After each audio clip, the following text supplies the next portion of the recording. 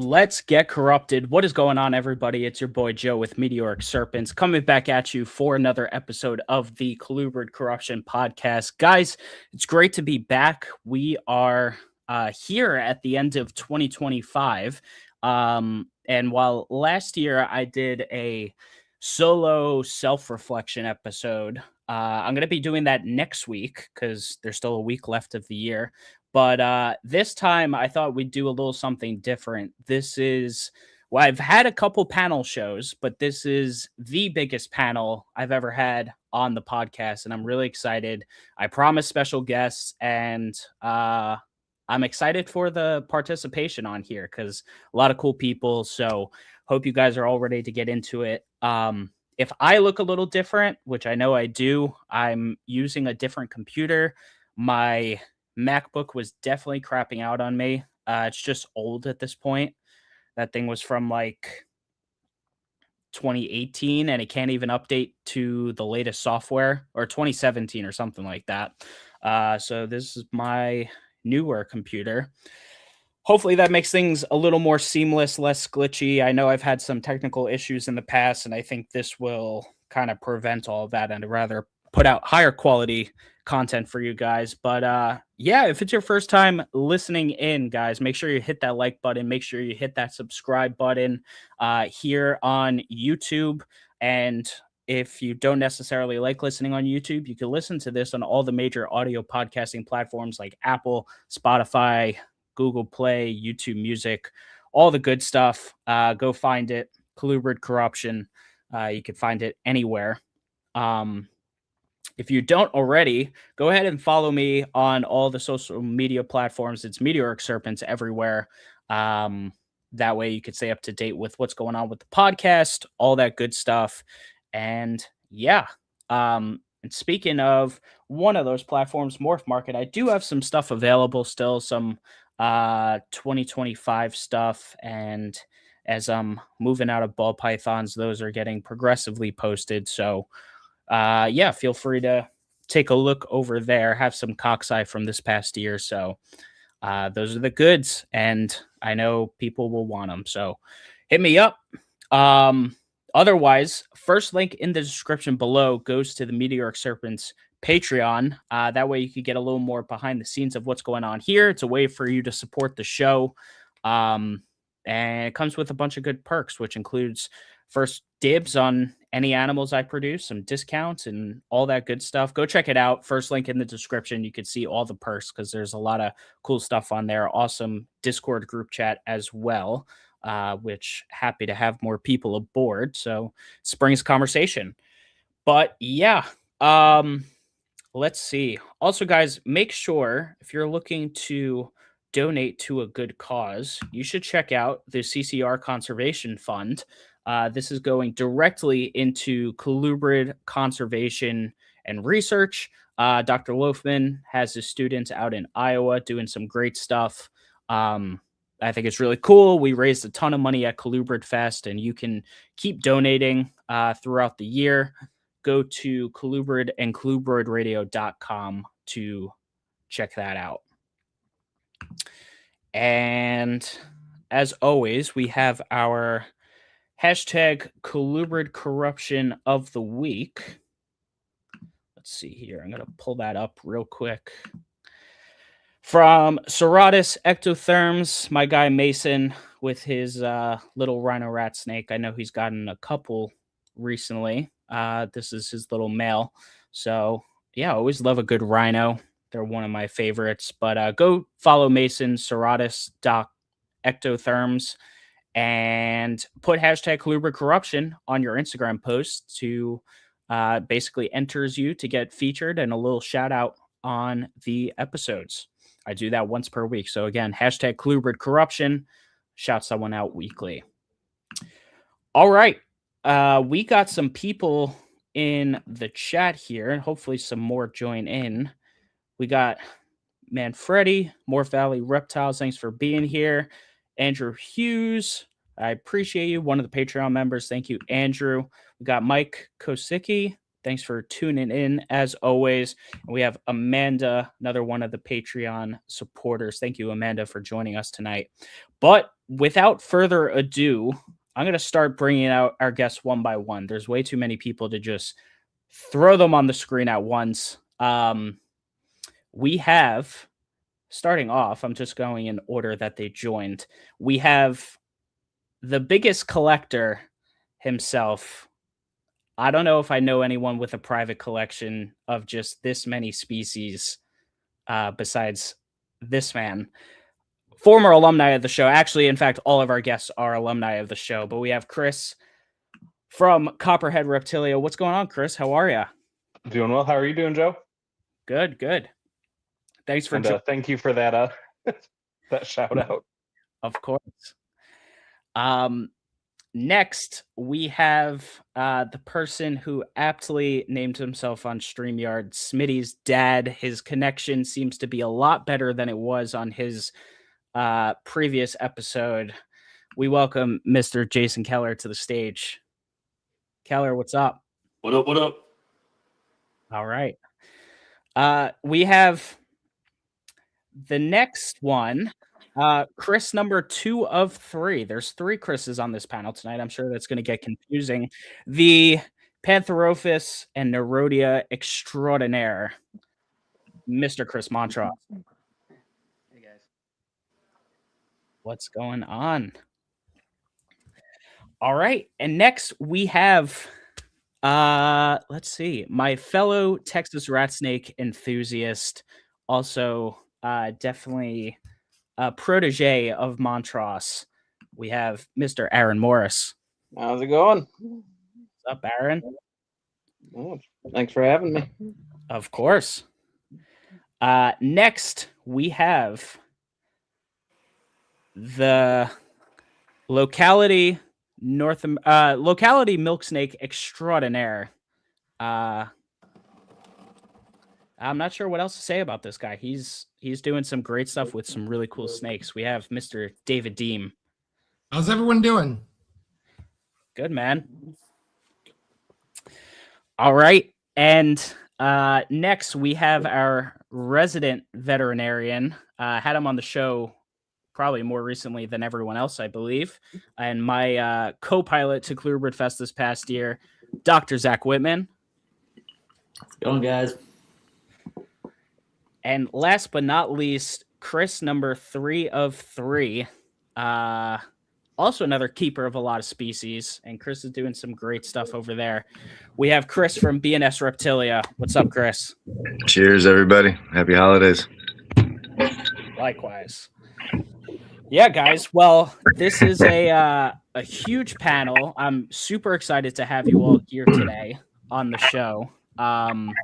Definitely was not expecting this turnout, so I'm excited for it. But I was telling you guys backstage, I really wanted to go over a little bit of 2025, the season as a whole, and really just talk about where Colubrid herpetoculture kind of stands, where we see it going, and all that good stuff. But let's kind of start off with how your guys' 2025 was.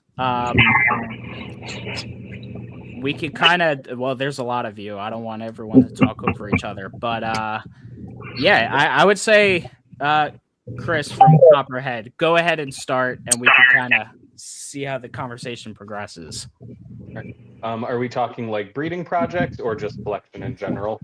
Breeding, collection, whatever it may be. All right. As I'll start out with, as a whole, did a lot of growth in a lot of areas of the collection as far as like pairing up things that I was kind of sitting on for a while and getting unrelated animals for some of the bloodlines I have. So just a lot of that. Didn't really have a big year for breeding. Hopefully this upcoming year will be a much bigger year for me. I've got 7 or 8 pairs going. So nice. Not really too much to report on my end, just a lot of kind of growth and rounding out the stuff that I was figuring out if I wanted to pair up or not, and working a lot more with the Pituophis than I have in the past. So awesome.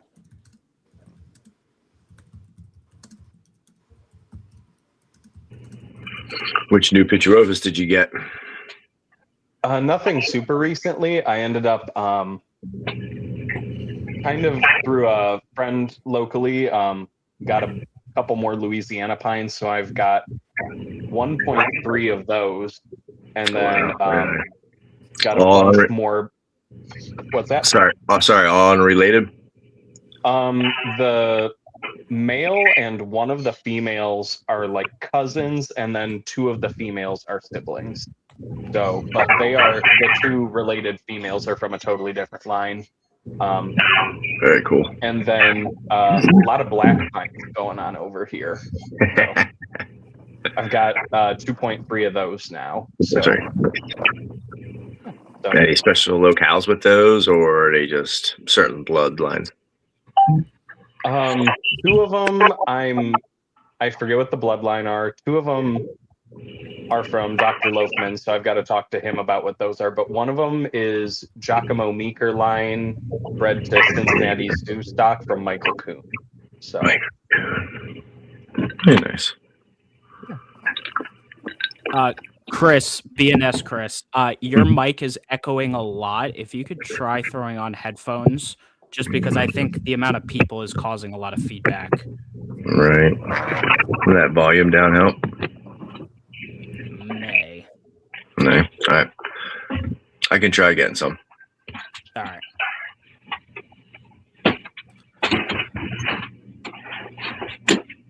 Keller, what's going on in your world?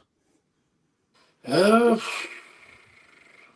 didn't add any new colubrids this year, I don't believe. If I did, I don't remember. I think the only snakes I added were eyelash vipers, but I bred hognose, California king snakes, Honduran milk snakes, Barron's racers, leucistic Texas rat snakes.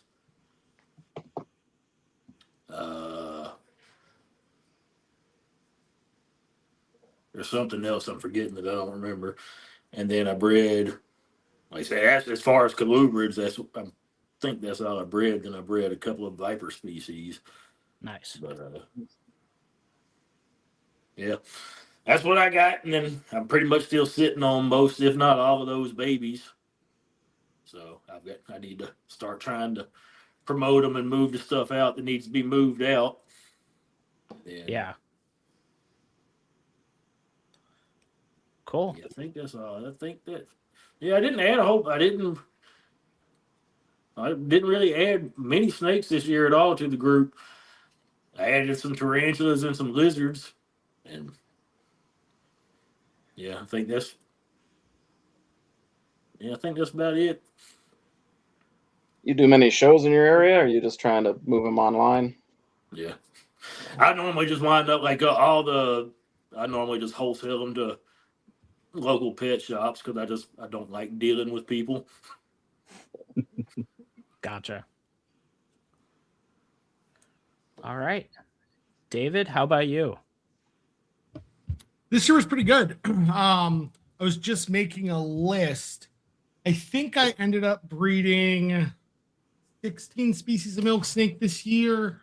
Nice. Also did the corn snakes this year, some palmettos and some banded corns, which I'm really excited about. And then I did get a small clutch of Mexican black king snakes and some Japanese forest rat snakes. So it's been a good year. Didn't add a whole lot, but very excited for next season. I saw those Japanese forest rat snakes. Those are killer looking. They're nice. They're one of those things that you put them up, but if they don't sell, not a big deal. Yeah, I hear ya.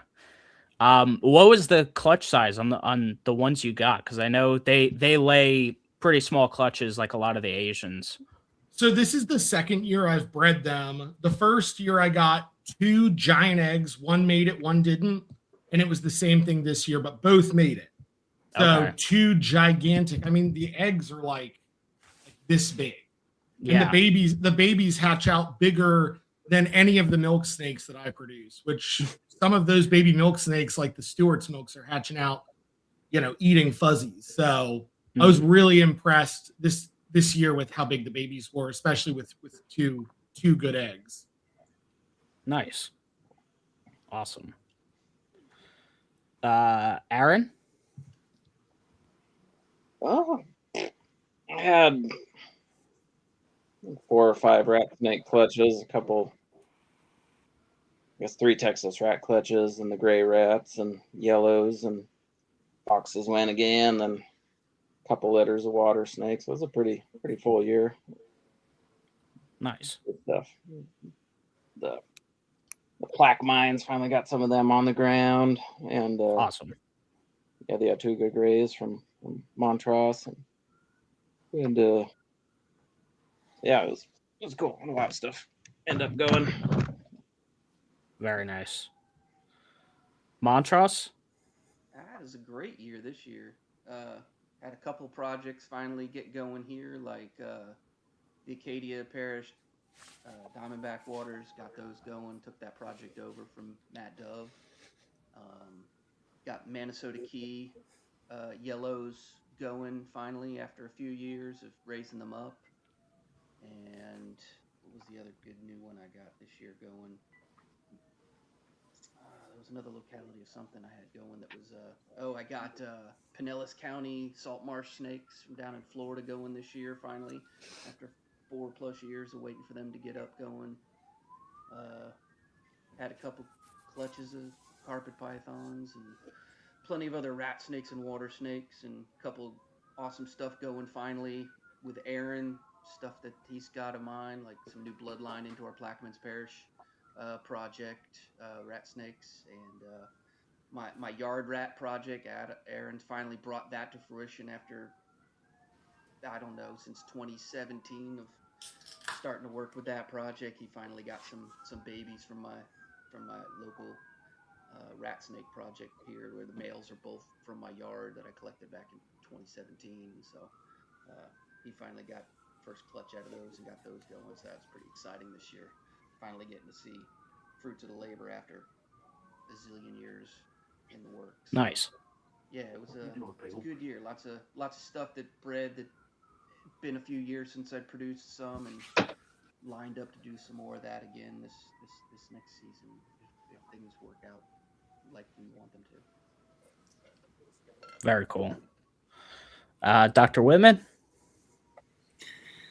Yeah, this year I only bred a couple things. Only bred a few of the ball pythons and the stuff I was most excited about. So I had some interesting hypopies that I produced, and I went all in on the anthill pythons this year and put all my pairs together. So I had 4 clutches of those guys, which I was really excited about, and had good luck getting all of them started. And I had so many of them, and a bunch of people who were interested in them wanted to kind of get groups, and were pretty experienced people. So I thought I was maybe going to send some batches of babies out in the fall while they were still eating pinky heads. And I tried sending out a couple of them, and everyone I sent them to had a couple of issues with losses after shipping them. So I feel like they were just too small, too delicate, and I shut that down for the fall. So keeping all of them here over the winter, and we'll be hitting up the wait list in the springtime when they're on whole pinkies and the weather's warm enough to get them out. But Gotcha. I am super, super pumped about what's brumating right now. This will be the first year in a long, long time that I finally have a bunch of colubrids to put together.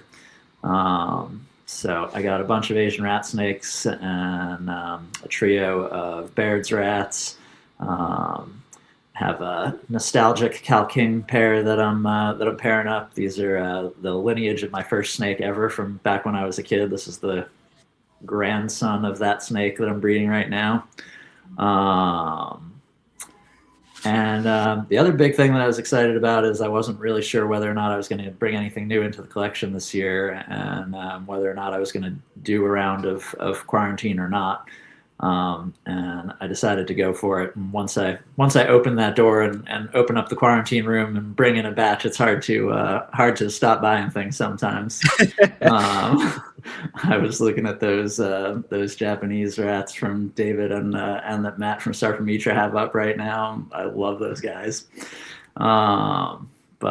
Yeah, so excited about what I've got in quarantine and excited about what I've got ruminating. Awesome. And Chris, what about you? No luck with the earbuds. So, All right, no worries. I don't know if I can turn my volume down. I don't know if that helps or. It's actually better now than it was. All right. No, overall it was a pretty good year over here. Did our average like I guess about 12 Colubrid clutches, northerns, albino northerns, blacks, Louisianas. We did a couple experimental southern clutches. I did some leucistic to like a speckled and to a snow. A couple interesting southerns. So that was a fun little experiment. What else did we do? Some Jan eyes. Yeah, and then about I think it was 3 clutches of bull snakes. Got to run a Hannum hypo male to some Trumbauer stuff to see the outcome and hit some patternless and some white-sided stuff with the Hannum, which was interesting. And then just a bunch of other cool combos. A lot of exanthic stuff and patternless. Always good to have on the table, especially the albino hypo patternless. People love them orange snakes. What did you do? What else did we do? Did a blood, T-positive bloods, and then a couple of locality boas, some longicatas, and some Argentines. We got this year some T-positive Argentines, which ran into a little bit of a issue with some of the babies. Some of them came out with just a little bit of a tail. I wouldn't even say it was a kink, more of just a nip on the end. But talked to a bunch of people and think it had something to do with temperature. So we'll see how it goes. Give her the year off and try a different male and see what happens the following year. But other than that, that's about it. And then probably did about 25 ball clutches as well last year. So this year we're going to tone it down a little bit, but still got to do a handful. But other than that, Cool. I think that was it for last year. It's pretty good. All right, very nice. All right, well, great. That's a good intro for what everyone's got going on. And Dr. Whitman kind of alluded to it. Obviously, it's that kind of brumation time of the year, so I'm excited to hear what you guys all have planned for 2026. What's going in the brumation chambers. I've kind of given a lot of these overviews already, so I don't want to bore anyone with me talking about more of my stuff, but we could kind of go around the horn, see what you guys want to talk about. We could go in order, or we don't have to. I don't know. I don't have a set structure on this, but kind of just want to hear from everyone. Let me make a list. We know you got a lot, David. Well, everything that I bred this year is probably going to get next year off. And then I've got a bunch of stuff, got a handful of stuff that I'm going to try next year. I should have albino black rats, probably albino bulls. I may try some albino Florida Kings that are hit for a bunch of other crap that I don't remember what it is. It's going to depend on which one, because I can't remember which one's the male or the female, so I have to probe them again. Depends on if the female's the bigger one of the two or not, if I'm going to try them. And then I'll probably do the Honduran. I might do the Honduran Bilks again.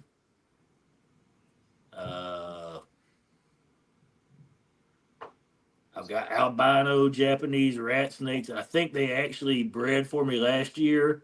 I keep them cohabbed, and I wasn't paying attention. She got real fat, and then she got real skinny, and I never found eggs. So I'm assuming maybe she laid some eggs and either her or the male turned around and ate them right back up. But they may go. And then the Cerastes hopefully go again. And what else?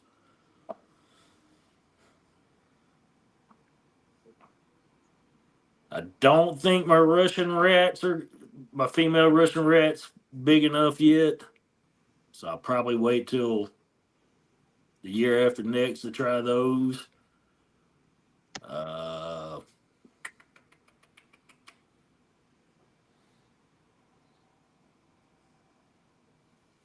Maybe if maybe I can get the diadem rat snakes to go.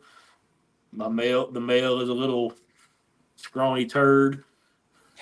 So far, I haven't been able to get him to get the job done, but keep trying.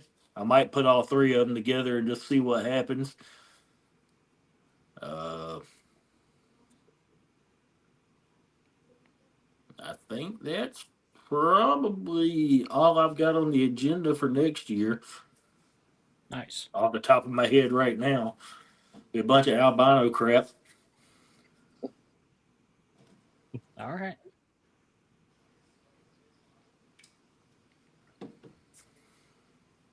Don't all jump in at once.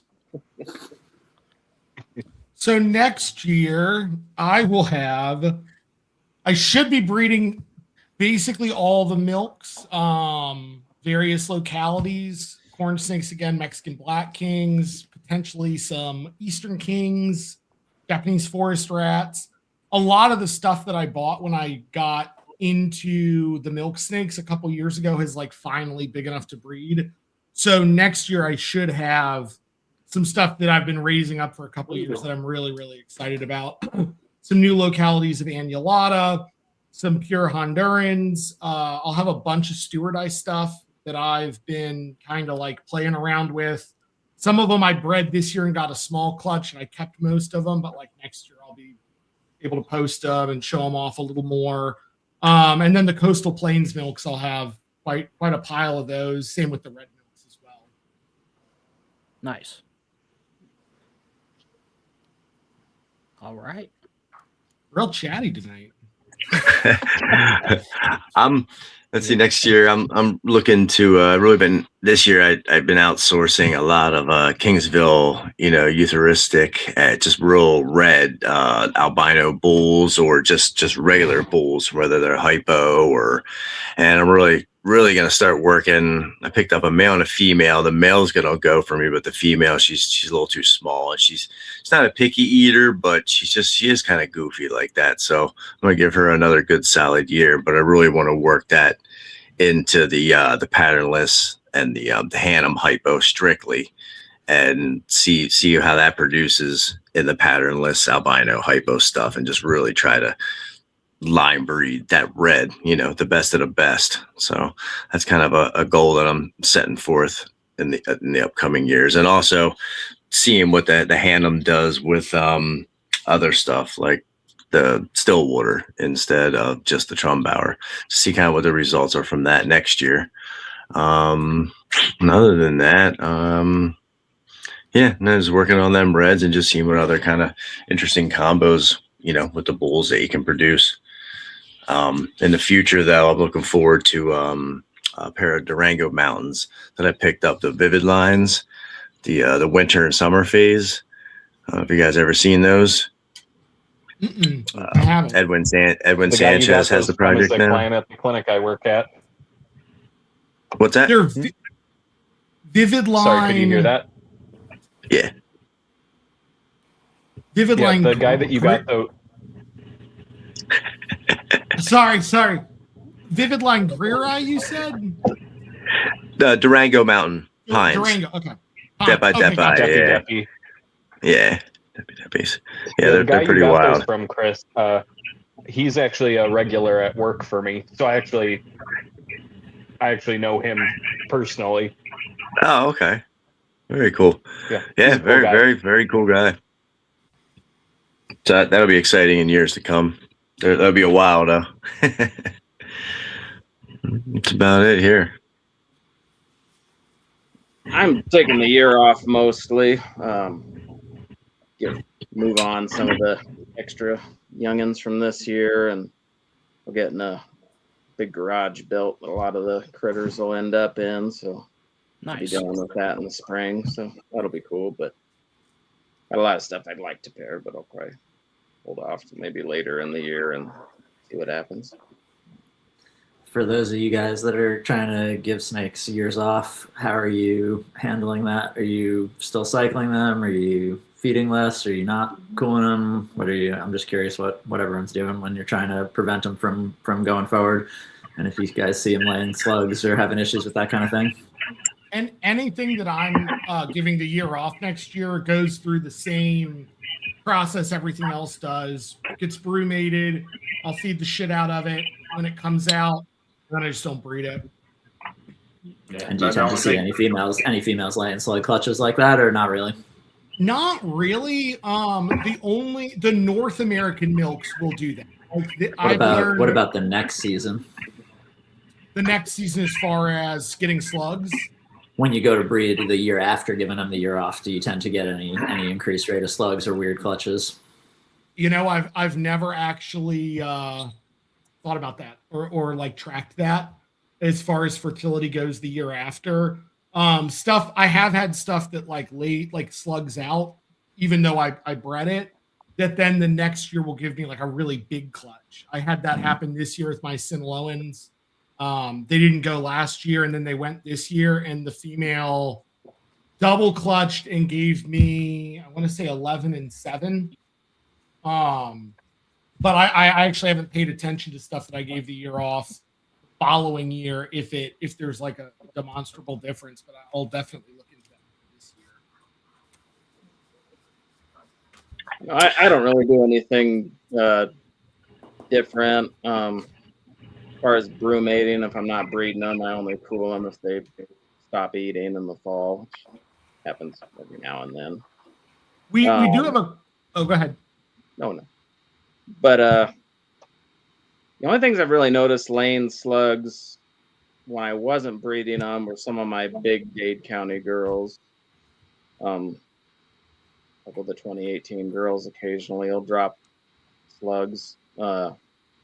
I haven't noticed it in any of the rat snakes, assuming I get the boy out of there. But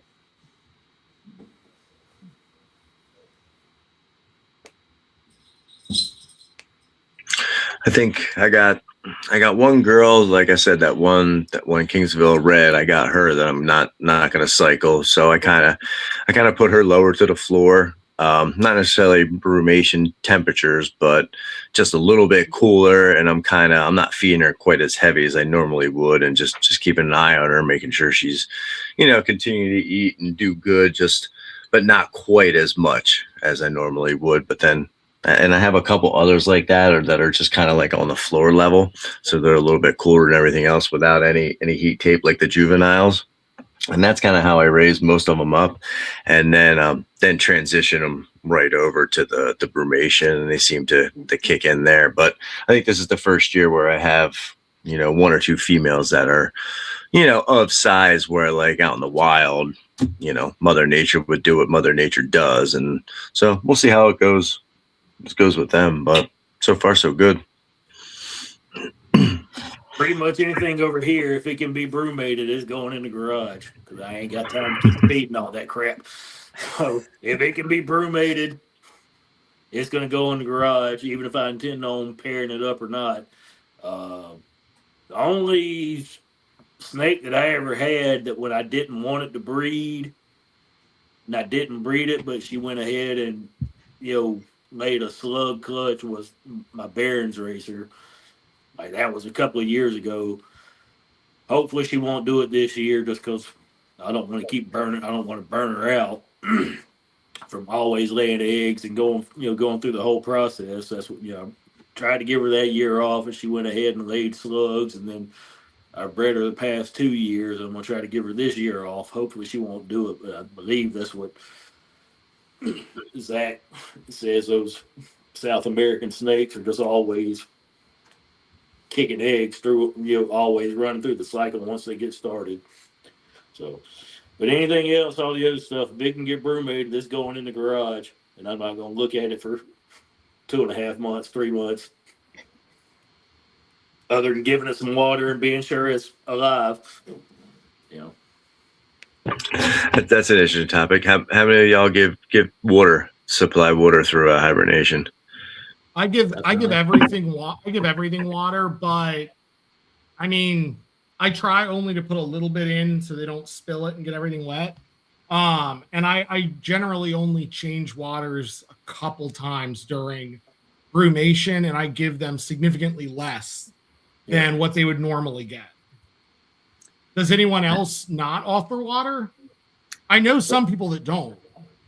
I am not afraid at all of humidity during brumation. My substrate during brumation is actually pretty damp. Really? And when snakes are cold, they're not going to be cruising around visiting their water bowl. You know, when they're hibernating in humid microclimates way down underground. And the reason they don't dehydrate over winter is because they're not losing water on every breath that they take.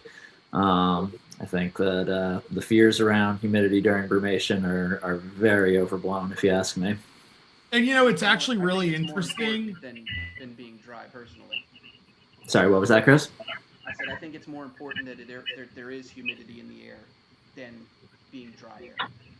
And I actually agree, but I've heard from a lot of like old school guys that like for at least for milk snakes, they're like humidity kills them when they're brumating and you can't have it. It needs to be super dry.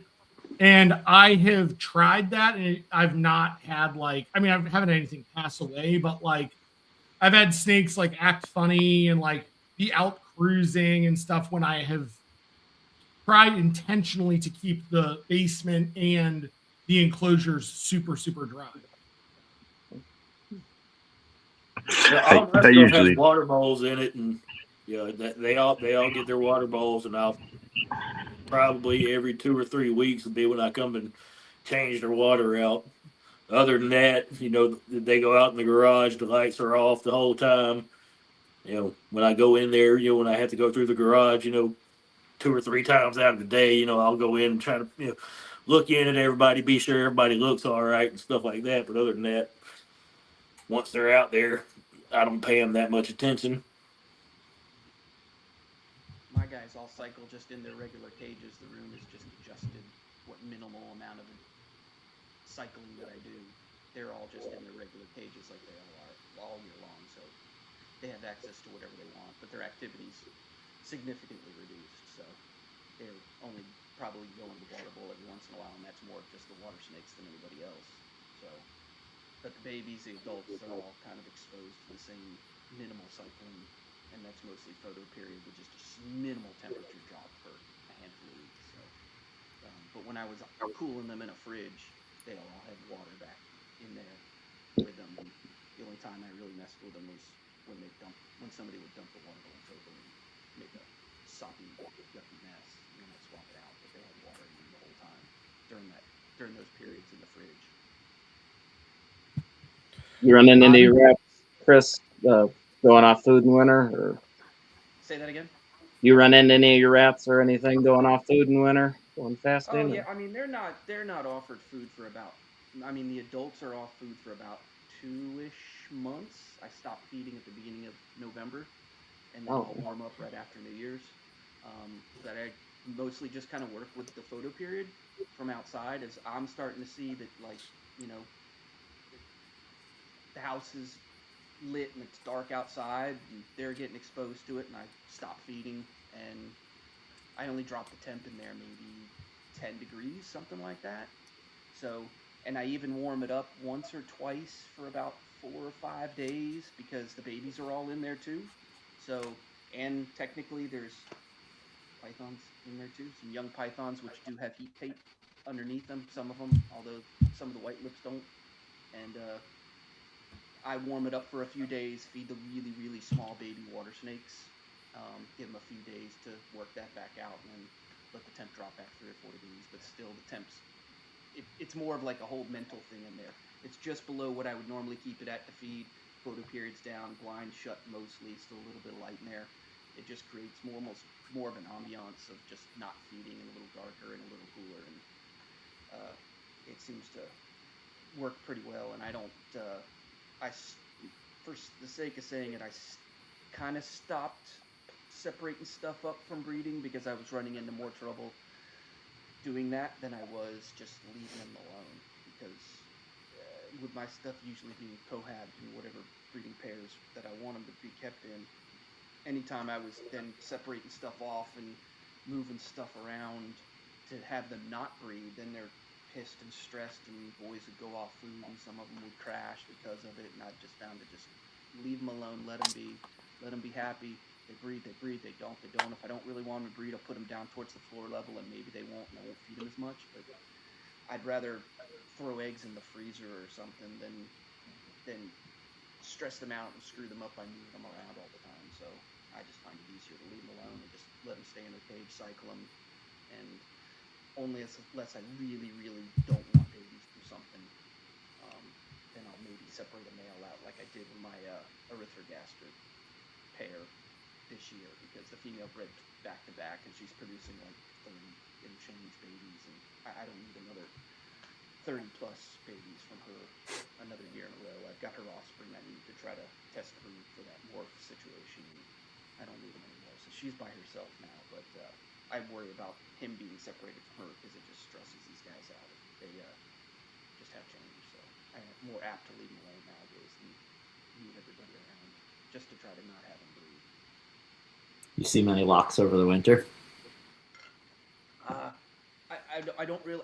I force myself this time of year is my get projects outside done and get reading done and things like that. So I don't really go in there. I force myself just not go in the room. I might go in there more of just like, okay, nothing smells in here, everything's great, I'm going back out the door. So I just try to leave it darkish in there, and as long as nothing stinks, they're fine. You know, it's kind of my rule. But I'm pretty sure right at the beginning when I first start doing it, I start pulling off food and the food.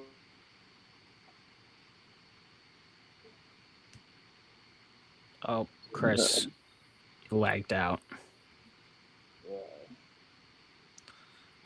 May have lost him. No, I'm back. No, not Anyone else you. keeping pairs? Anyone else keeping pairs together over the winter? So I am. Number two. I actually used to do that. This year, I did what Montrose did and left everything in their cages and cooled the entire basement. The North Americans are sitting at like 50, 55. The South Americans still have heat tape on and are sitting at like 60. And Martin Luther King Jr. weekend, the North or South Americans will come up, and then Valentine's Day-ish, the North Americans will come up. Yeah, I've got a bunch of some non-colubrid stuff cohabbing down through winter. Some I put together a little bit earlier than you typically would. And then I've got Ridley Eye and a trio of Slewinski Eye going through brumation together. I'm one of those people, when I'm going to pair them, I usually cohab them so that if we get a warmer day and they start showing some activity, or I'm able to start feeding them a little bit sooner, I just let them go that way so that if they want to breed earlier, they can breed earlier. They've got that opportunity. And then when it gets late enough in the season, I unpair them. And then usually I rotate a different pair the following year. I'm going to try that this year, just leaving stuff together when I pair them. The milks, I've actually, the only milk snake species I've had kill each other are temporalis, the coastal plains. I've had them do it, but everything else I've never had an issue with. So I think this year I'm going to leave everything together once I start pairing and separate just to feed and then put them right back. I have heard anecdotally that the North American milk snakes benefit from being left together during brumation to breed, and that's what I've done the last couple years, but I haven't seen any like difference between the fertility of the ones that I left together and the ones that were separate, just based on what tubs and racks and bins were available. So this year nothing got brumated together, and then everything next year will get put together basically until it's not a king snake until the female goes into prelay. Yeah, I have all my stuff in pairs and trios right now, besides my rhino rats. Yeah, I've got right now I've got the Japanese rats, forgot about those, the Ridley Eye, trio of Slewinski Eye, and then like I said, I've got some non-colubrid stuff. So I've got carpet pythons and then centralian pythons together right now too, which the centralians are paired a little bit early in the season, but the female swelled up real big about a week ago, so I threw the male in with her. So we'll see if they go. Are those pythons from areas that get cold enough for mating to be helpful, or? Yeah, not the coastals quite so much. Like you can drop them, I want to say into the 60s, low 70s, which I have the last year or two, and the female has ovulated, but the two males were both a bit on the small end. But the centralians, the Bredli, people will drop them into the 40s, 50s to breed them. They're super cold hardy, so I keep them almost like the colubrids as far as it goes with pairing them for breeding. But it'll be the first year attempting those, because the female was kind of a recent unexpected addition this year. So she's like a 50% hypo genetic stripe, and the male is a poshet genetic stripe. So the Japanese forest rat snakes I have, believe it or not, the way that I brumate those, I put them in their own tub, and then I throw them on top of the mouse freezer in the basement next to a cracked window. And I mean, they get cold, and they stay down until they are too cold to keep, or I'm sorry, until it's too warm to keep them there. Because the first couple of years I tried to breed them, like 50, 55 degrees didn't seem like it was enough. So some of those Asian rats, you can get really cold, and I think that's likely necessary. Yeah, my Japanese rats and the Slowinski are in the back end of my house, which older house, it's got a kind of drafty half, and that's where I moved up. Yep, perk of the Midwest. But so the very back bedroom of my house was actually a poorly converted sunroom. So over winter, it'll get down to 54, 55 in there. Yep. So anything I want to brumate, it just kind of, it cools in there, and then probably around April to May-ish, depending, because I tend to do more like December-ish through March to April is kind of my like slow down food, cool down brumation. So I do things a little bit later than I think a lot of other people do. And, I've found, and maybe Dr. Whitman can chime in on this, for me, so we have an older house, and our basement where we brumate everything, and I've moved all the snakes from the spare bedroom to the basement permanently. Like sometimes in Virginia by like March, I don't have an option. I have to bring them up. And really it seems like even for the North Americans, like 55 degrees for 2 months seems to be enough. I don't know if there's like a defined cycle that we understand that they have to go through, there's a specific amount of time, but I've had years where they've stayed down a lot longer and years where they've stayed down a lot shorter, and not really had much of a difference in total number of fertile eggs from female to female.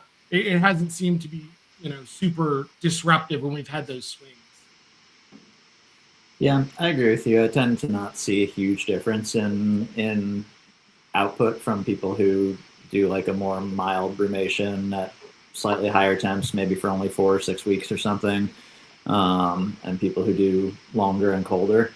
I think that's a really generalized statement. Like there's a lot of species variability in there. I think it seems like there are certain species where the males are pretty sensitive to needing to get cold enough to be able to make viable sperm. I don't personally work with any of those guys where I feel like that's like critically important. Like, I don't know, off the top of my head, mountain kings and diamond pythons and some things where I feel like unless you're really below that like 55 threshold, like you might not be cold enough for what you need to do. But I feel like really it's more just about getting all your animals on the same rhythm, the same cycle, everyone's on the same page at the same time of year.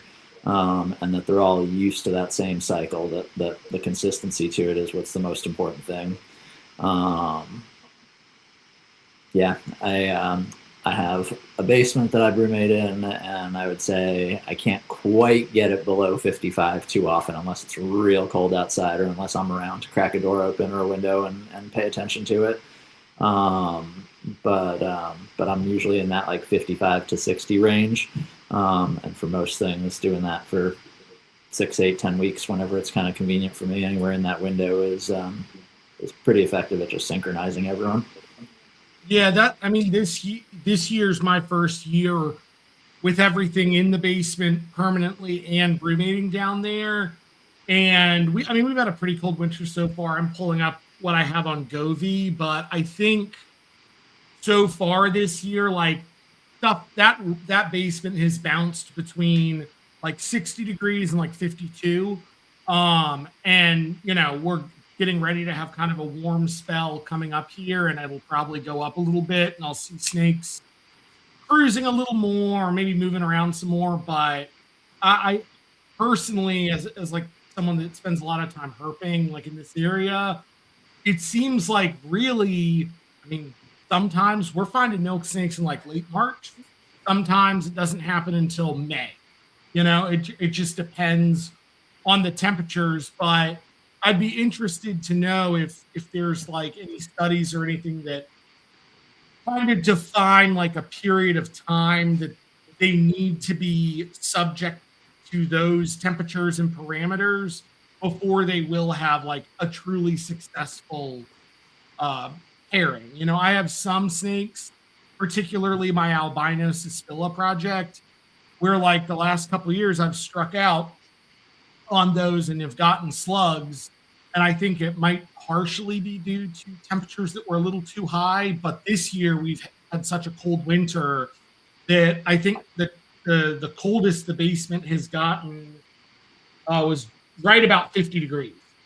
So they've had some time where they're really subject to the cold. And, I'm curious to see this season how that pans out compared to previous.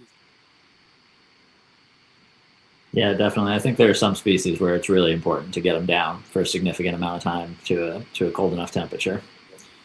Now, within like, let's say like red milk snakes, they're in Illinois, they're in Tennessee, they're in Kentucky, they're in Missouri. Do you think that there are specific localities that require certain temperatures, either higher or lower, that other localities of the same species don't necessarily need, or is that not something that I guess they're complicated enough to require? No, I think that could totally be something that has a lot of relevance to it, especially if you're working with locality animals. I think a lot of the animals that are the most common in the hobby tend to be a little bit more southern species, southwestern species, southeastern species, where they get a cooling, but they don't get like a true, really long, hard frost every year guaranteed kind of thing. And the species in the hobby that we tend to keep that are more northern tend to be species with huge ranges that range down into the south, like cow kings and black rats and eastern milk snakes. Cispilla ranges down here by me. I can drive an hour and a half, 2 hours away, two and a half hours away for reds. And I guarantee you that winter exposure that in that part of Alabama is significantly different than what the Kansas animals and Missouri animals get. Oh yeah, Chris, I don't know what you just did, but we can hear you now. It's great. I was going to say, round of applause for hearing Montrose. I don't know. Well, you guys all went away for a minute, like all of your little images thing, and then you went away. Yeah, you glitched out. You guys, you're the one that left. And I restarted my phone, and here we are. So don't blame us. I will. I'm gonna blame Joe. Yeah, that's. We're just blaming on Smitty. We blame it on Smitty. Might as well, right?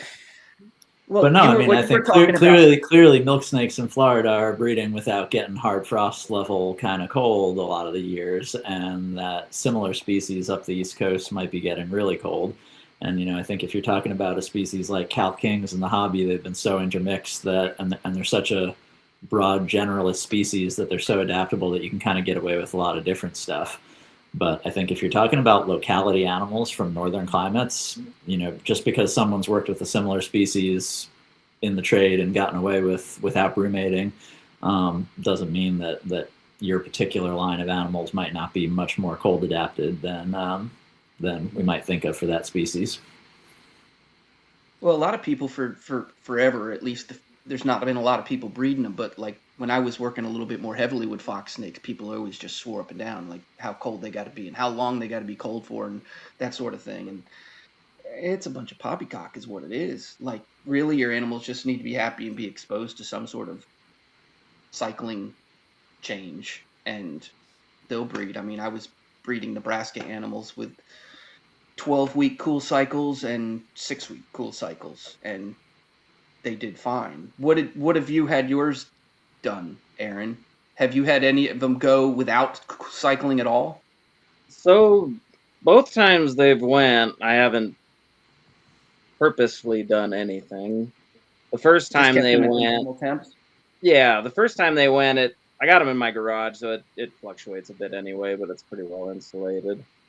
But the first time they went, the cold side of the cage was getting into the high 60s, and they skipped a few meals for a couple weeks. And then last year when they went, I didn't notice any of that. They just went.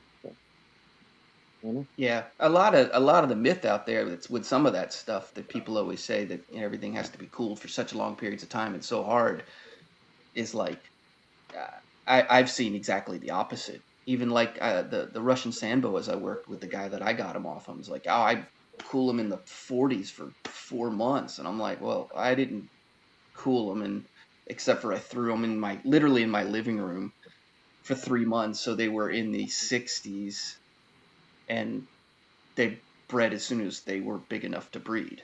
And I basically just essentially fasted them and brought them below the temperature threshold that I have had them at the rest of the year. And more of the food fasting seemed to do it than anything else.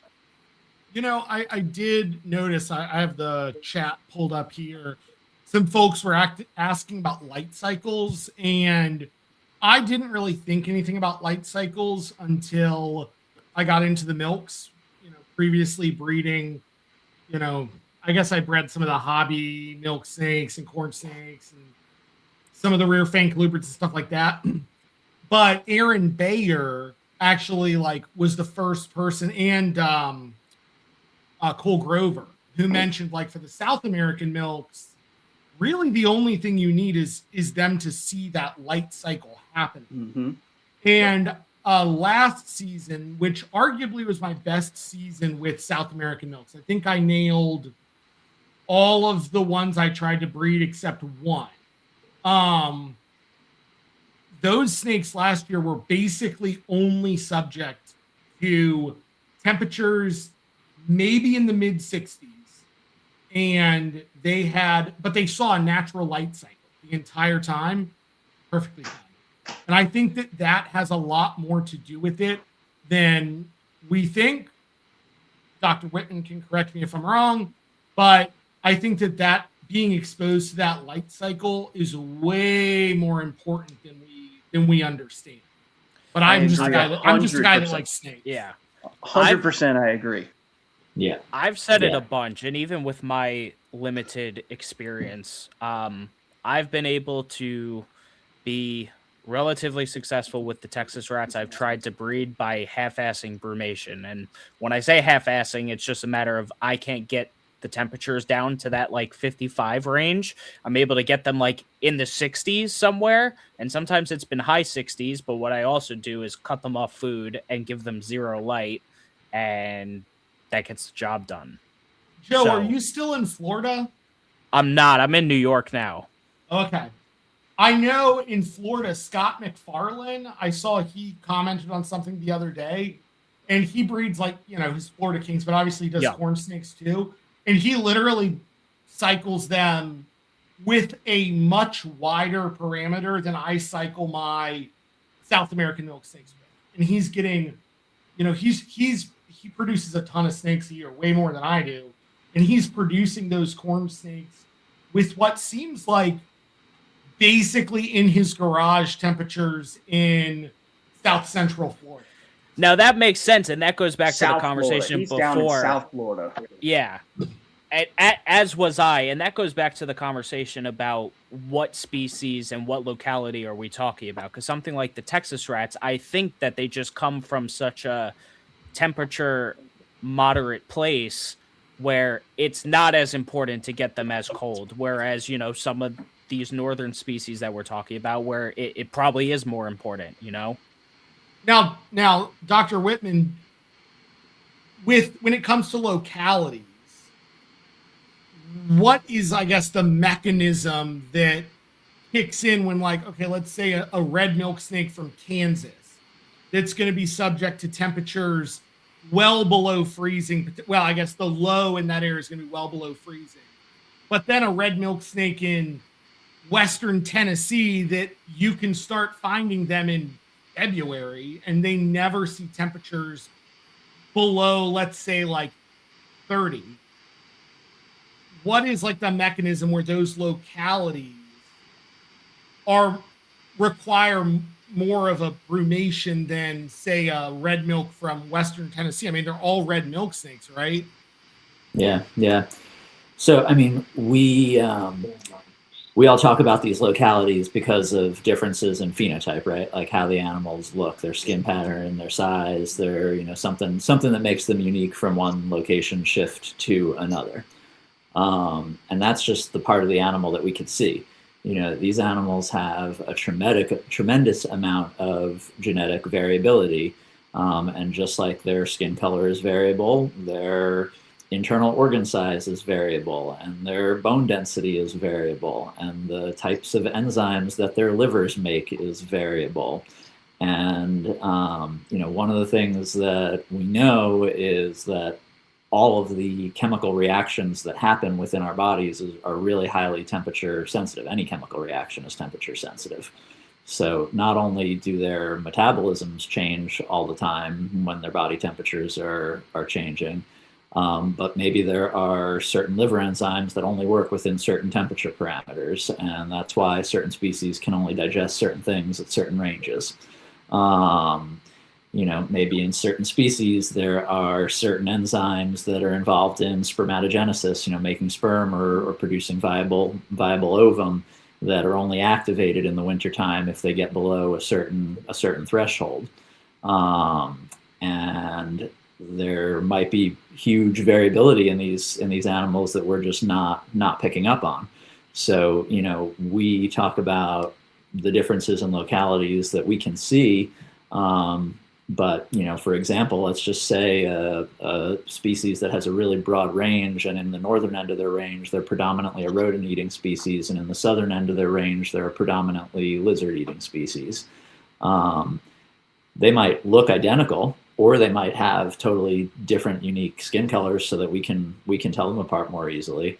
But either way, those two animals might have really, really different chemical compositions to their enzymes in their GI tracts and things like that. So I think that when you have these locality adaptations, you know, I think if you look at a cow king's body and the chemicals that they're using and their metabolism from Northern California versus Southern California, I think that there's probably a lot of variability there that's a lot more than just skin deep. And that we might see some of those effects if you're breeding locality lines. And that's fascinating. I never thought about organ size and bone density or like any of those physiological differences that they could have. Certainly, I've seen it, locality snakes that from Southern Illinois that get bigger, snakes, you know, from Missouri that are smaller.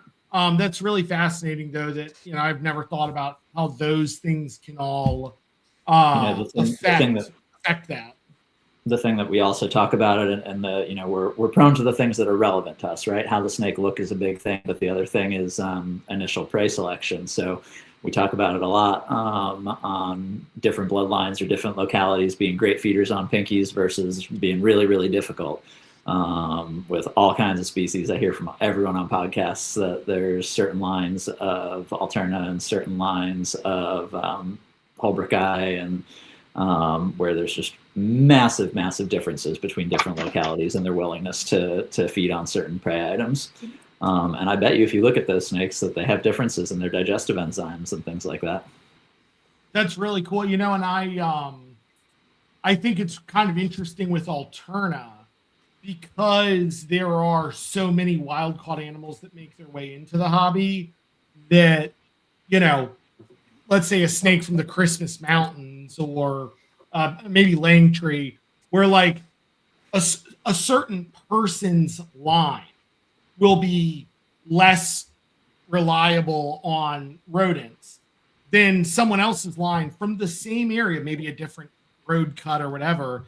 It's kind of fascinating how even within certain localities you have animals that behave very differently. And I've noticed that with the milk snakes. This year I produced some Calvert County coastal plains milk snakes, and those things, I mean, they're eating fuzzies now, which is impressive for a North American milk snake that was born this big in June, and they just took off. And Dad, who was here on a breeding loan from Joel at Prismatic, Dad was the biggest coastal plains milk snake I had ever seen. He was easily 3.5 feet long and like this big around, as big as like most of your standard, red milks or Mexican milk snakes, even the annulata.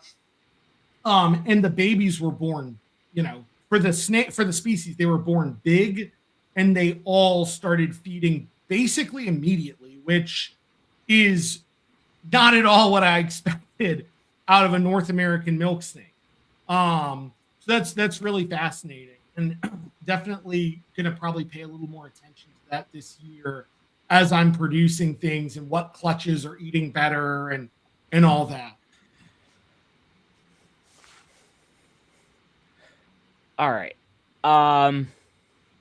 I have to be the moderator, unfortunately. I don't want to cut conversation short, but I want to try to keep these moving. But that was a great talk between everyone. Mike asked an interesting question in the chat, which is definitely something that's important. Sorry, Mike, you asked this a while ago, but I'm pulling it up now. Is the current market affecting anyone's plans for next year in terms of breeding? Seems like everyone's kind of on a keep what you love type of basis. And to speak for myself, I've obviously talked about recently how I'm moving out of the ball pythons that I had. That was a decision that, I would say that point is it is a factor. It's not the main factor, but that's something that was in there. Because ball pythons are extremely oversaturated. We all know that, but my heart just it wasn't really in it anymore, and I wanted to work harder on the Colubrid, so that was kind of my reason for doing that. But in terms of my Colubrid pairings, I'm going full steam ahead.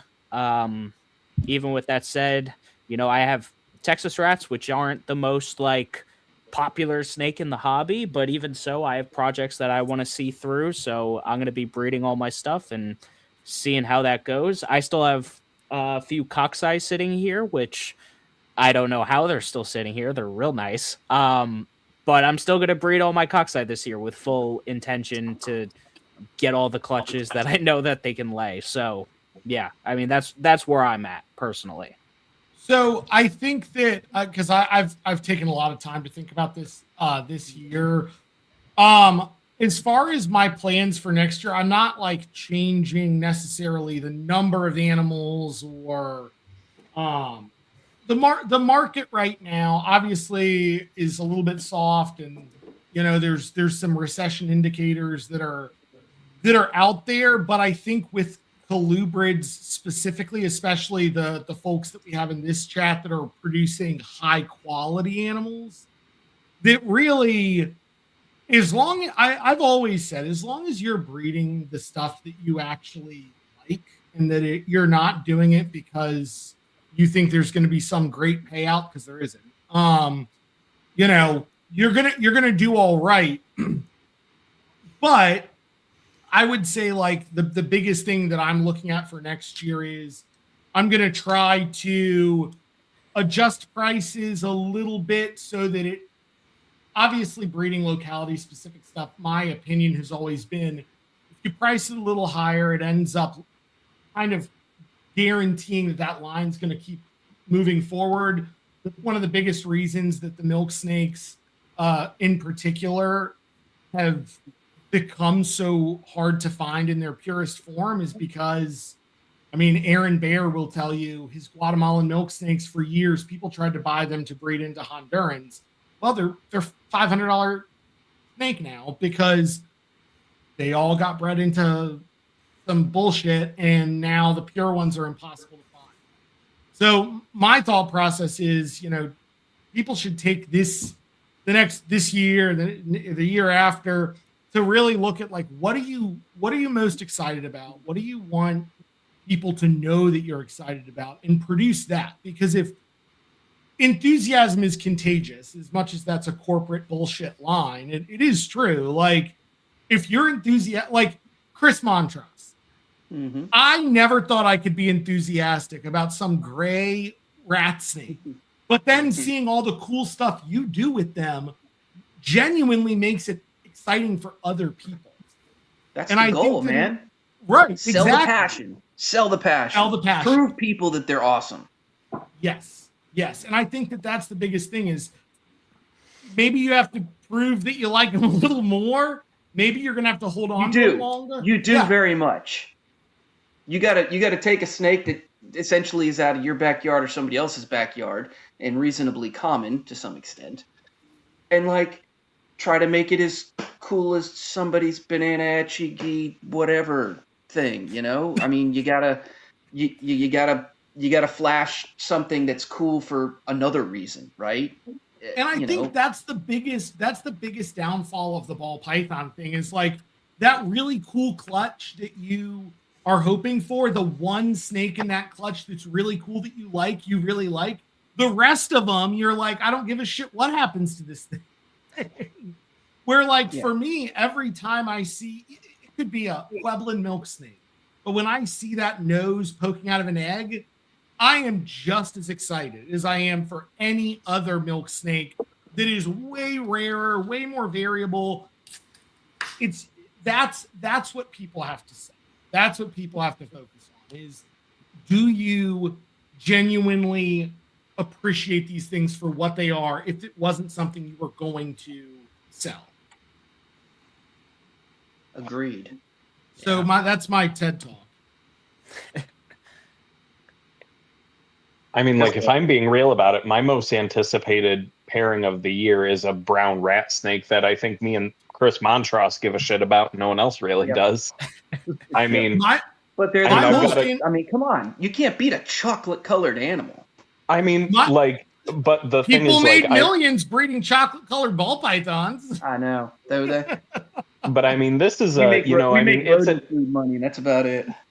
Yeah, I mean, I've got the Rapides Parish Slowinski, which is a wild cotton. It is from the parish that neighbors Chris Montrose is the Natchitoches line.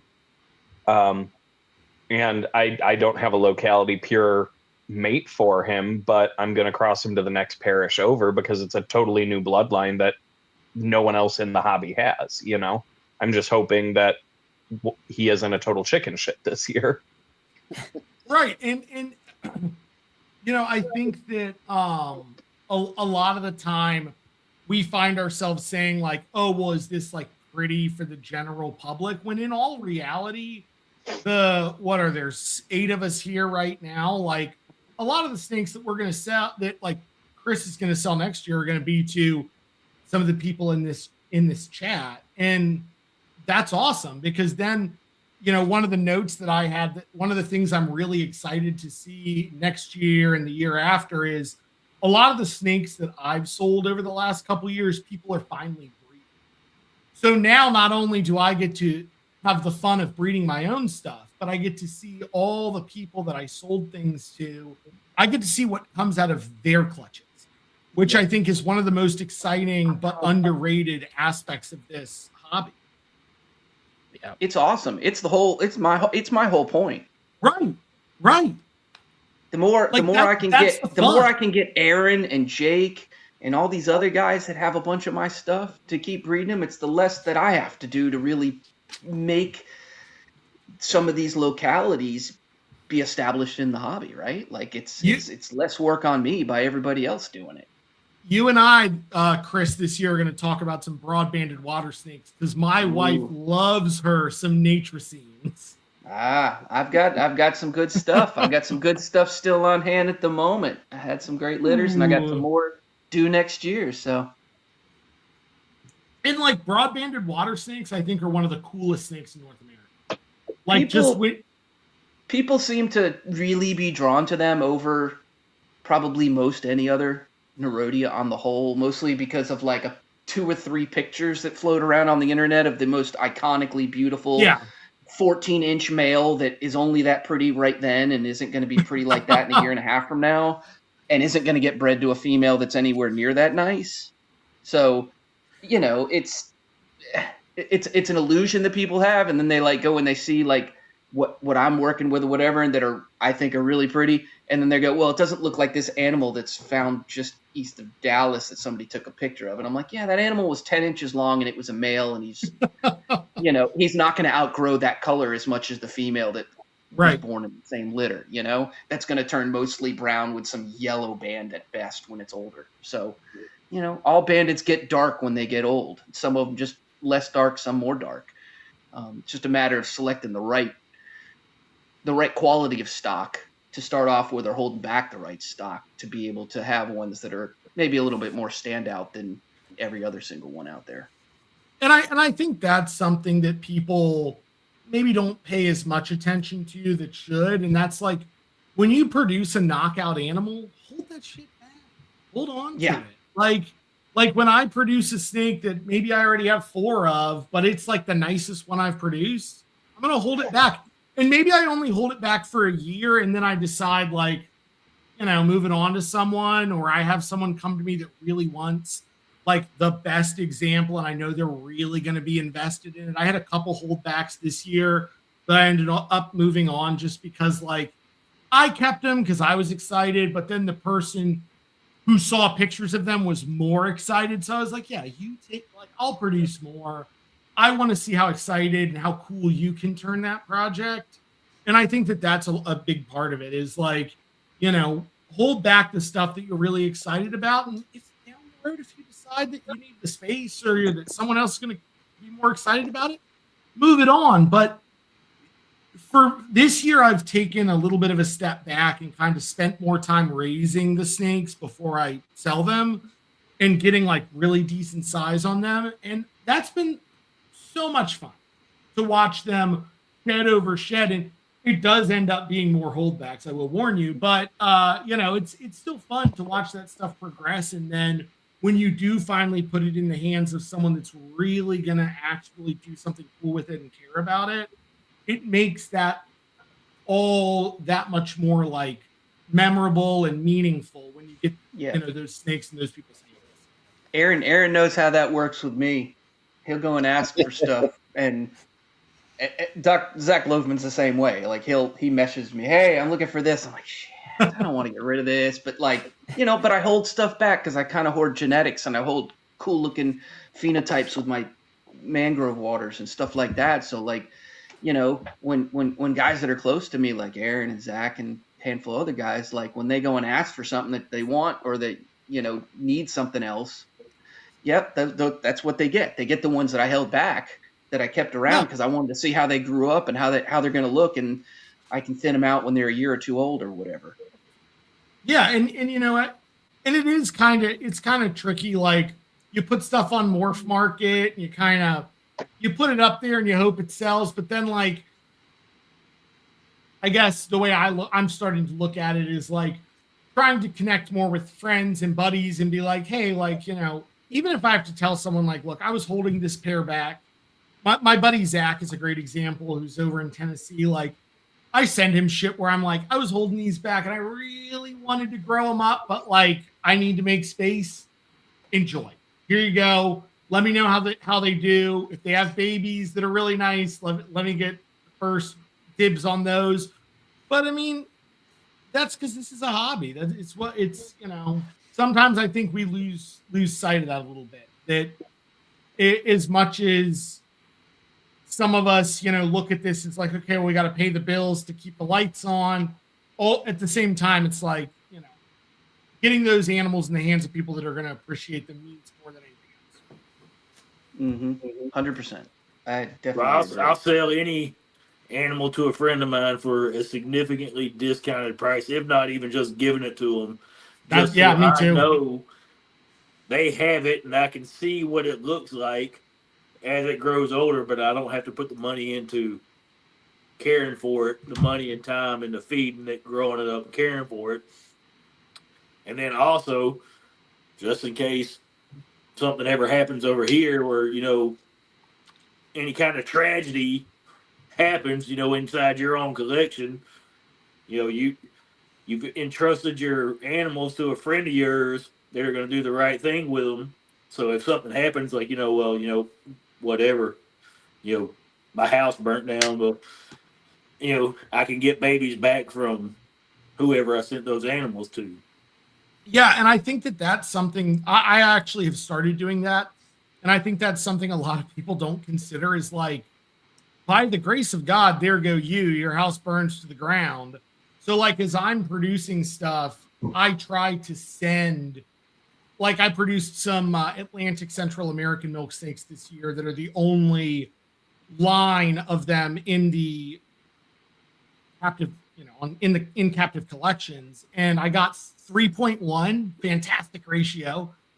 So I immediately sent 2 males to my buddy and said, like, hold on to them, raise them up. I'll get you a female when I produce them. But like, if my house burns down and I held back all of them, then that is lost forever. And that has happened before with snakes, where like one person had all the genetics and then something terrible happens and then it's gone. I mean, I hate to bring this up, but like, look at what happened with Finn Russo this past year. I mean, the guy had the biggest, rarest collection of like cool boas, and all of that gone. Yeah, it's shitty. Yeah, I said, man, it's Terrible situation. It could be your house burns down, or you could just one of your animals gets crypto or nio, or with as much stuff that everybody in here has stuff coming in and coming out of their house all the time. If you go to a show, just going to a show, there ain't no telling what may wind up coming back home with you by just walking into the building wherever that stuff happens. So it's like, like me and my best friend, I was like, I told him, plenty of times, like, your money ain't no good here. If I produce something and you want it, just let me know. That way, if something ever happens over here, you've got it and I can get it back. And the same thing with him. Yeah. Yeah, that's why I do breeding loads with a lot of my close friends, like Aaron and stuff. It's just because I want to get a bigger population of what I'm working with and have them close by.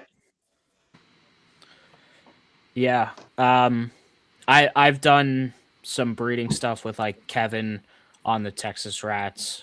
Aaron sent me some animals this year, which I'm gonna hold one back, just some babies. But having a nice network of people who are interested in the same stuff is never a bad thing to have, and being close with those people and talking about what's going on in your collections. Oh yeah, I mean, I think, if you have something that's super rare, you should, as soon as you have offspring, that shit should be locked in somewhere else with somebody, because your house doesn't have to burn down. Your male could die. Like a lot of us hoard a health problem. Yeah. Personal health problem. Any individual collection is vulnerable.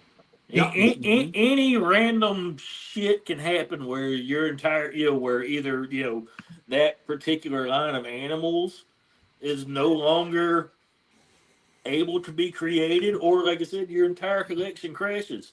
That's why, if you got a friend that's into the same stuff, hey, here's a pair, here's a trio of these. I just bred these. Here's a pair, here's a trio. Hang on to them for me. You like them. We'll figure something out down the road. Unfortunately, none of my friends are into snakes. Super close friends, yes, same here. But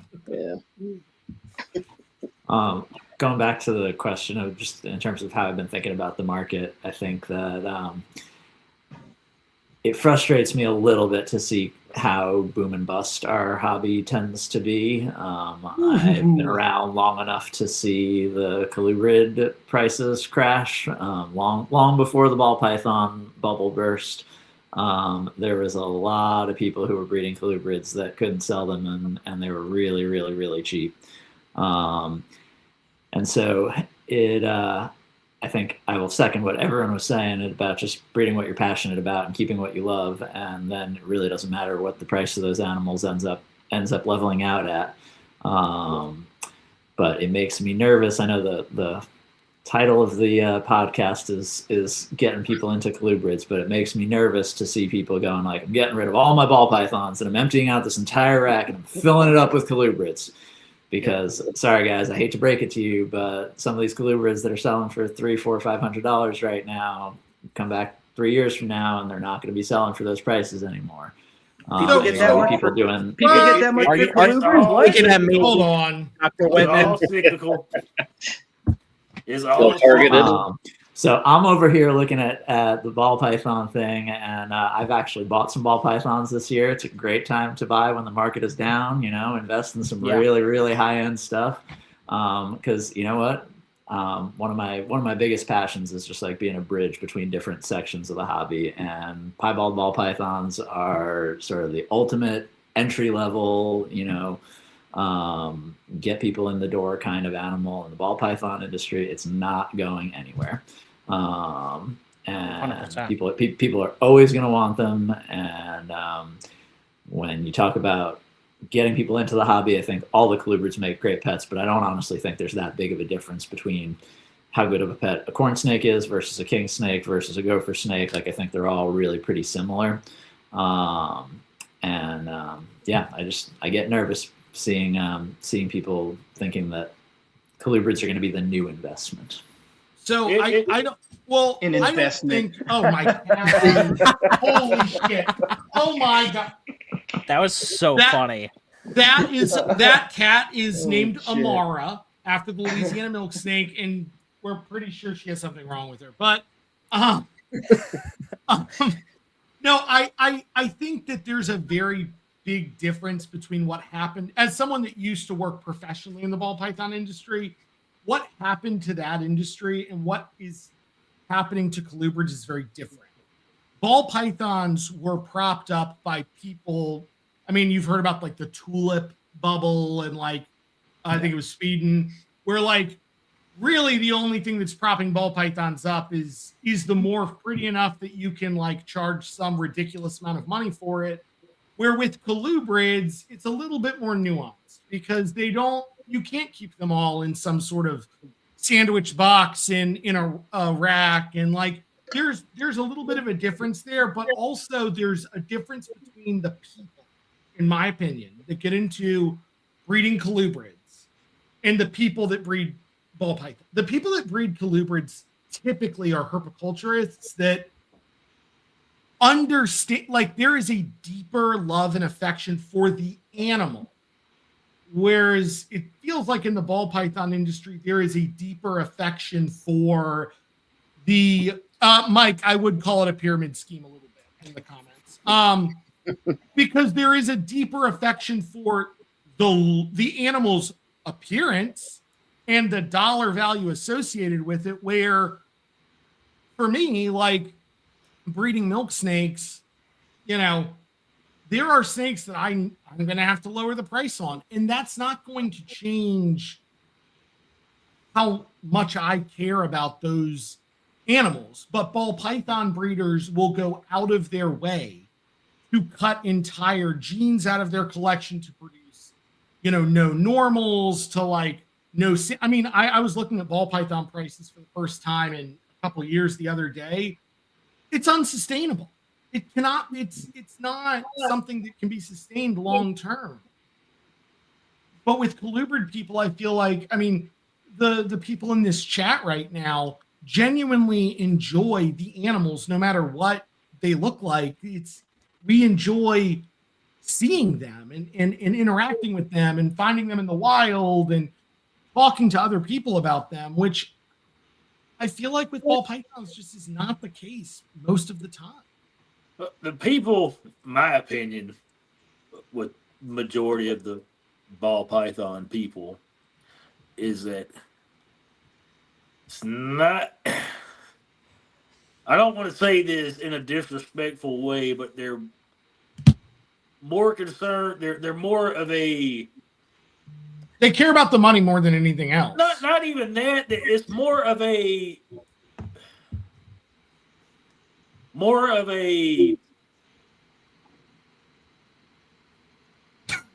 I can't think of. They're more Past Keller's concerned about bedtime. playing. They're more concerned about. I'm trying to say it, and not. He's not trying to disrespectful. articulate. He's trying But- to articulate. It's needs to go more tuck of Smitty in. it's more of a tabletop geneticist. Yes. As a herpetoculturist, it's like they're more concerned about what they can do with the genetics and make the animal look like than they are about the actual animal. There's Because a gambling piece of it. There's a gambling piece of it too. Like, did I hit the There odds? is. Yeah, definitely. And the hot take here is the fact that it's a snake is secondary. Yeah, it's just, this is what, I can make this animal look completely unlike what its natural counterpart would look like. I can do all this with this animal, and it's like, the ball python is going to look the best it's ever going to look is the minute it hatches out of that egg. The older it gets, the duller it gets. Yes. For the most part. And like I said, all respect to the people of that part, because the reptile industry hobby wouldn't be where it is if it wasn't for all the people that got into it. But it's like, everybody that's trying to pick up ball pythons within the past Couple years. 4 or 5, 5 10, years. 4 or 5, 10 years, y'all are, you're so far behind the 8 ball compared to people like Kabilka, Bob Vu, all those guys who have been, they've taken certain genetics and cleaned them up, refined them, done, and have made, living artwork out of them. But then you have, people that just, they walked into Repticon with $500 and was like, I've got a breeding project now. And I think that in all honesty, the biggest difference between colubrid breeders generally and ball python breeders is that for a lot of ball python people, it is the paint jobs, the color morphs, whatever you want to call it. And the ball python industry is the reason that, you can sit behind your ARS rack that is moderately affordable, because the people that are buying those racks are not people that are breeding colubrids for the most part. They're ball python breeders. And there's enough of them that they have been able to make that product cheap enough that you don't have to be a full-time reptile breeder to buy those things. And that's the benefit that we all get from the ball python industry, is that the infrastructure of the reptile industry as a whole is largely built on the back of that. But I think you're going to start seeing a shift of maybe not people getting out of ball pythons, but people diversifying. And I think that is what we should all be focused on, is getting people to diversify and to step out of their comfort zone. And maybe someone gets a cave-dwelling rat snake and they're like, oh my God, this thing is so cool. They get another one, they want to breed them. And yeah, cave-dwelling rat snakes went way, way up in price. And they're going to have to come way back down, because I think there's a lot of Mexican Black Kings are a great example of a snake that shot way up in price. And now there needs to be a little bit of a of a correction, which is perfectly normal in any industry. That said, the people that are breeding the animals, that are talking to customers, if you're a ball python breeder, I'm sorry, you ain't got shit on someone that genuinely is interested. Even on that, not just the look, not just the phenotype, but interested in the natural history, in the, you know, the all of the little things that go into why all of us got into this. And, you know, for me, like getting into dinosaurs when I was in pre-K, you know, that's what ended up with where I'm at now, where a lot of ball python people, it seems like that I've talked to, say, well, you know, I saw a TikTok and there was a guy that had some really cool ball pythons. So all of a sudden I like snakes and I think they're cool and I can't wait to breed them and make $1 million. And it's like, ain't no one saying, you know what, I'm going to breed Gulf hammock rat snakes and make $1 million. but even I don't think there's anybody that like, breeds them that says they're actually going to sell all their babies either. So the difference between like colubrids, ball pythons, like, you know, that colubrid is going to move around. You know, what if you put a Vietnamese blue beauty in a 422 cage, and you deck it out with branches and limbs and everything like that, that Vietnamese blue beauty is going to move around. It's going to use all of that cage. You take a ball python and you put it in the same cage, whatever corner it finds that it likes, it's going to sit there for 3 weeks. Don't tell the beardy moms on Facebook that's what's going to happen. You know, that's my whole, like, you know, I've got a handful. I mean, I've got a few ball pythons over here that have all been given to me, and, you know, I've got a ball python in that room back there that's 25 years old, maybe even older than that, and I've got a handful of other pythons. But it's like, you know, I want to get rid of all my pythons except for the carpet python that I have. You know, and I just, you know, colubrids and venomous is about all I want to keep, because it's like I'm going to have something that's going to just sit there and not do anything. I want it to look exceptionally cool, you know. So venomous will fill that void, but it's like all my colubrids, you know, you can sit there and watch them do shit, watch them move around, watch them cruise around. And you know, I actually picked up some Musaranas this year from Dr. Lothman, and like I had those years ago, but like what a cool snake to like watch and observe. I mean, the milk snakes are kind of, you know, they do their own thing. If you put them in something that's like a display, you'll see them every now and then. But these Musaranas are like out all the time, moving around, super personable, and that's what's exciting about it. Like we're animal lovers, and I feel like there are portions of this industry that are, I don't know, like I just feel like they're not actual like animal people. Like you all saw my cat. I have 2 cats, a dog. My wife has dozens of tarantulas, blue-tongued skinks. Like we have animals of all kinds in my house, and I wouldn't have it any other way. And I think that for like a lot of the ball python people out there, it's not that way. And if I'm wrong, correct me. Well, I don't disagree that the price point on ball pythons and the market size for the past, like, going on almost 2 decades now, has made it so that people, the generalizations that you're making, that side of the hobby has been more interested in money, I think are definitely well founded. But by the same token, if you don't think there are people in the colubrid hobby who are in it for the money and who are swapping stuff out and trying to just produce the most valuable stuff, you know, that definitely exists too. Yeah, definitely true. it does. And I get nervous, you know, now, like, it takes 1 or 2 influencers, you know, people with really big followings to really promote a cool animal a couple times, get them real popular, and then all of a sudden, you know, Depe Geni or Cape Gopher snakes or whatever it is are real popular for a couple of years, and nobody can keep them in stock, and they're worth a few $100s each, you know, $400, $500, $600, and then you get all these people looking at their ball python rack full of piebalgs that were worth $300, $400, $500, $600 a year or two ago, and now they're worth less than that. And they think that they're going to switch over to something that's going to be more lucrative.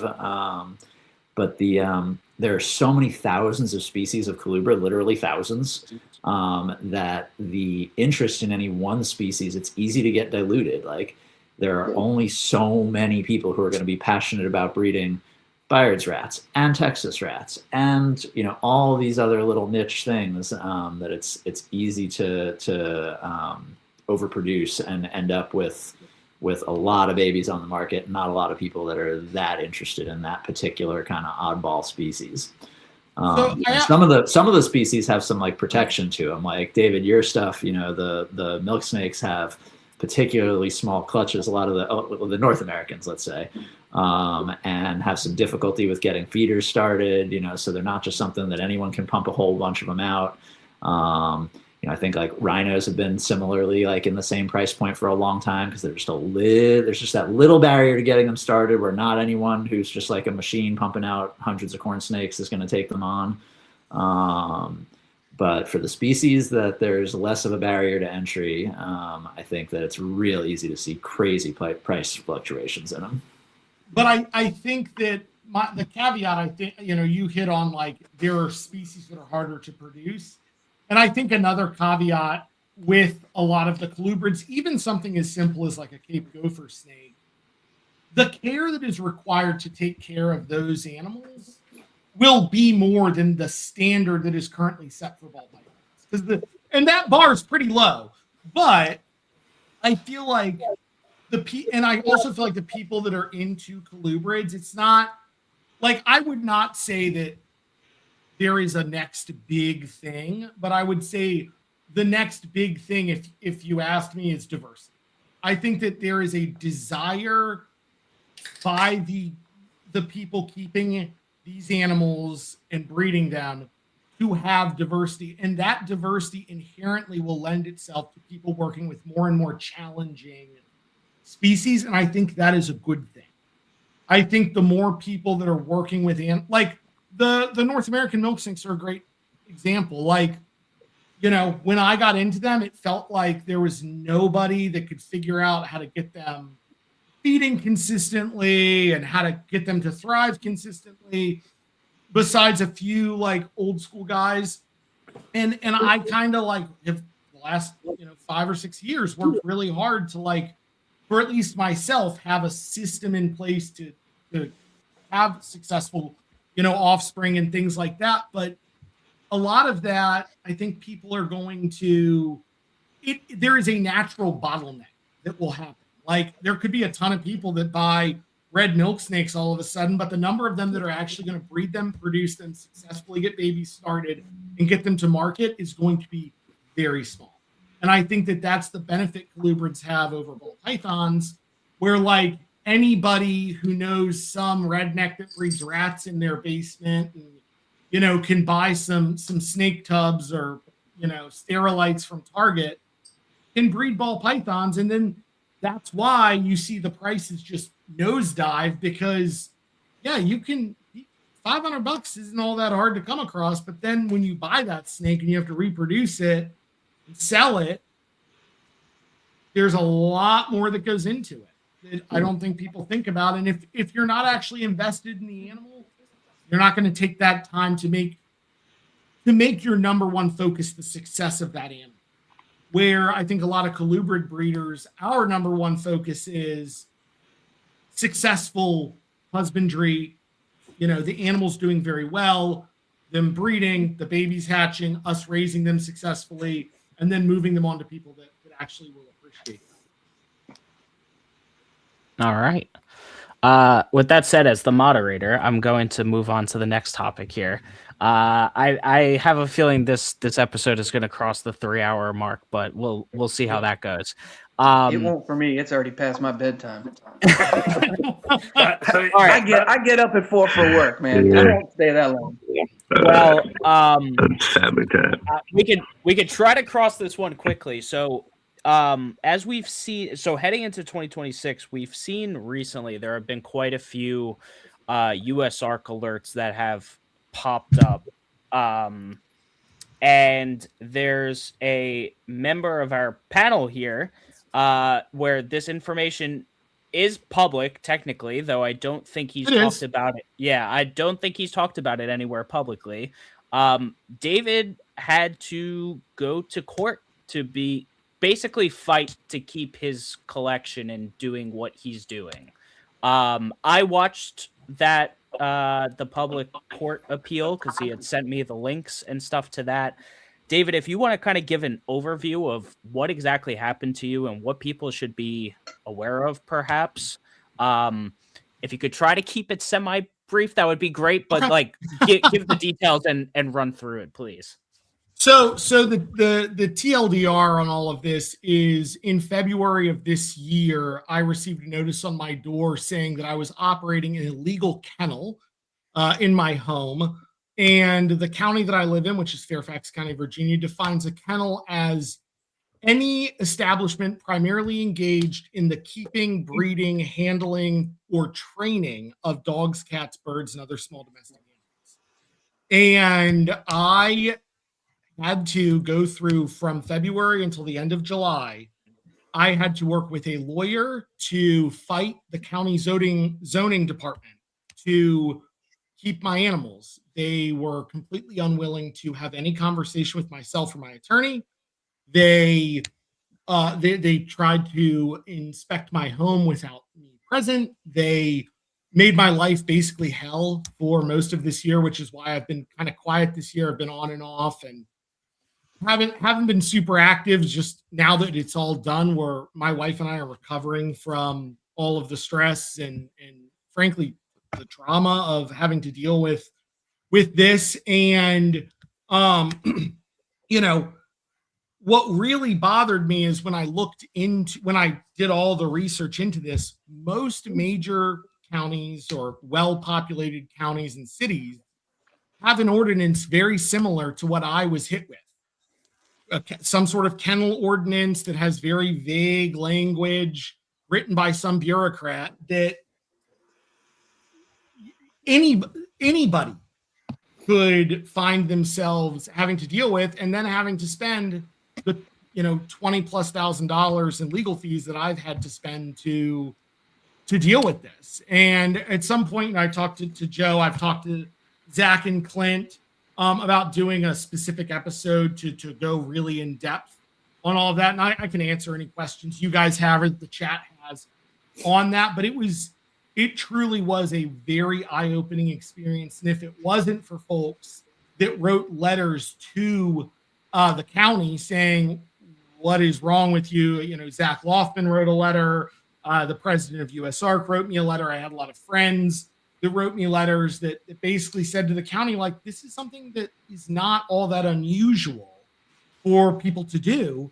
And thankfully, I think that is kind of what saved us in the end. When on July 30th, we had a 2+ hour court hearing, and in a 5-1 decision, we won. But that, I mean, it was crazy. The complaint itself, we believe, was from a former roommate of mine from 5 years ago or so, who complained to PETA. And then PETA wrote a letter, which I can show you guys. It's all public now since we FOIA'd it. But a letter basically to the county saying this is why he shouldn't be allowed to do what he's doing at his house. And the county basically told me that I needed to apply for a $25,000 permit to rezone my home primarily as a kennel and have an accessory use, which would be my home. So those things are out there. And thankfully now, you know, when we looked into this, myself and my lawyer, there's not another case that we could find that was similar to this. That's insane. Scary. The video was definitely entertaining to watch. The zoning department was trying so hard, and they and fortunately for you, the language was bad in that particular ordinance, which I think is what ultimately really worked in your favor on top of everything else. But yeah, it was just super interesting to hear because you shared that with me. So yeah. And you know, we invited the county to my house multiple times to see the snake breeding. They kept referring to me as a snake breeding facility. And you know, they never reciprocated. Mike in the chat asks what I do for a living. Most of us couldn't afford that. That's what the money from breeding snakes this year went to. Like that you know, that basically took the entire chunk of money that I made this year. Breeding snakes is what that went to.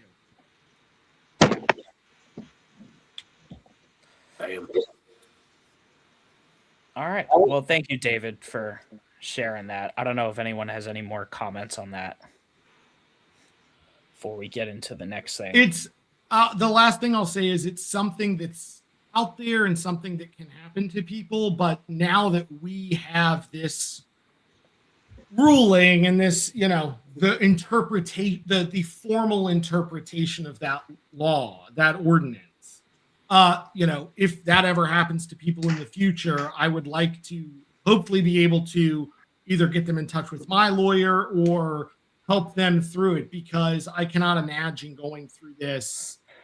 Yeah, the legal precedent was set. Yes. Yeah. That's All right. So a big thing, and it's in the title of this episode, was I really wanted to talk about how in 2025 we kind of interpret, and as the term was coined more so by Zach and Clint, but I decided to steal it for this. Colubridculture as a whole, like where we think that's at and how we think we're going into the future with it. I'll kind of start off on that, I guess, to give this a little bit of groundwork. I think, you know, over the last couple years, especially with me doing this podcast and helping me get more immersed into the Colubrid community, I've only seen like, well, for the most part, I've seen like all good things, especially with Colubrid Fest as well. I've seen a lot of camaraderie grow between Colubrid breeders who probably otherwise, like even people on this panel who probably haven't interacted before. I think it's great that we could like all come together on a platform like this, and even in group chats, and just, you know, being able to shoot the shit and talk about the animals we love.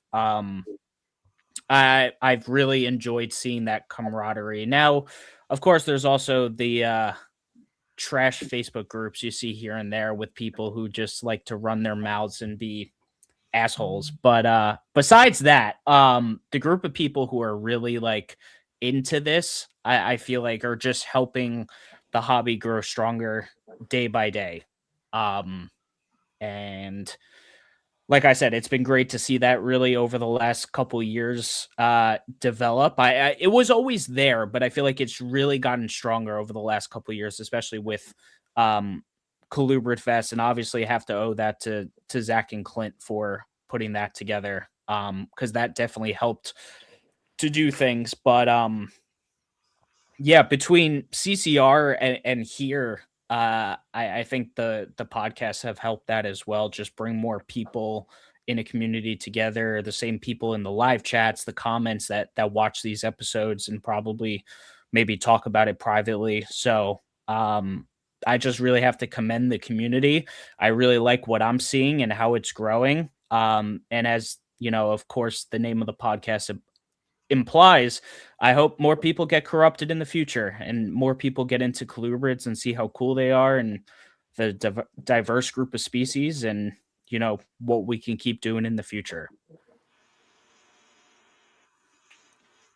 no, on my end, I've seen more people, I guess, excited or recognizing some of the species I work with at expos.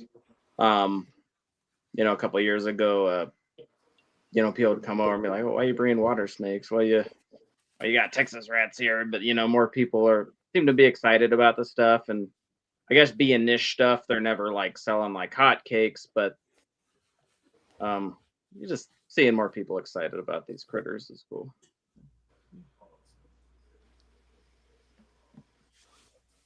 Just like I said, they do stuff. Colubrids do stuff. They move around. They climb. Whenever I go down into the main snake room, my Barons racers, they're always like, "What are you doing? What are you in here for? You fixing to feed me?" Blah blah.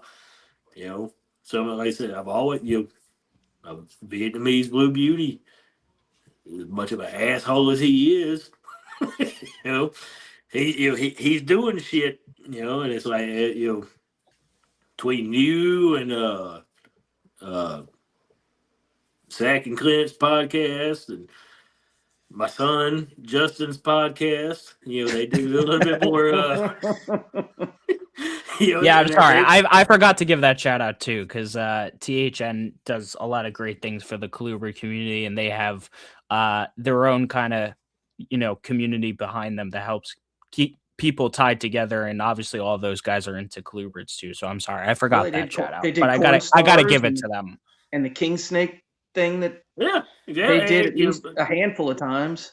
All their everything they got going on over there, and I mean, like I said, between y'all and Colubrid and Colubroid Radio and THP, THN, whatever all they got going on, it's like this, in my opinion, is the best community in the reptile hobby, because I mean, I don't screw with a bunch of pythons, so I don't talk to most of those people, but it's like most of the venomous people are jackasses, so I try not to communicate with most of them all that often as well.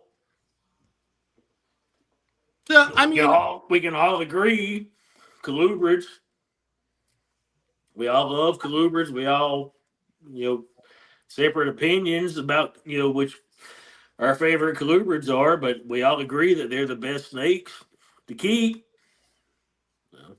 So, I mean, I had some notes on what I think was like what is really good currently about the colubrid industry, and I think that there has been a demonstrable uptick in the interest that people have in them, which is, I mean, always good, because half the people that you talk to at a reptile show or some kind of trade show don't really know what's out there. There's a wider selection of them available now than there ever has been. There's new platforms such as King Snake that are, coming back, which I'm excited about. I mentioned earlier that a lot of the snakes that a lot of us in here sold to folks when this colubrid resurgence started, that people are now breeding. So we're getting to see that. And then I think there's just a desire for higher quality animals. And I think that largely the people that are breeding colubrids, especially stuff that's either locality specific or is significantly, rarer or harder to find, there's a desire for that stuff that there isn't with ball pythons. I mean, when I sold ball pythons, the question was always, well, why are you more expensive than that guy? And I don't like that. That isn't something that I hear as much with colubrids. People want to buy the best. They want to buy high quality animals that they're going to get their money out of, not what's the cheapest pound of flesh that I can buy to breed with this other piece of flesh to produce some more brightly colored pieces of flesh. I just think that it's the mindset of the people that are interested in this side of the hobby is healthier than in other places. See that.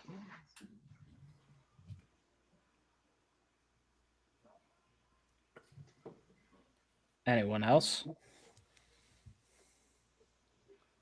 No, definitely seeing an uptick in more interest, especially at shows and stuff like that. You know, you have everybody's always walking around the shows and they see a ball python and they just cruise right past the table, you know. But if they see something a little different, you know, a bull snake or a pine snake, you know, rattling its tail or hissing at them, they stop in their tracks and they come over and look at it, and then they just take a minute and then they'll see some locality bows or something like that. But I definitely see more people, you know, looking around for other things at shows. So I think it's still on its way up. I don't think it's slowing down anytime soon.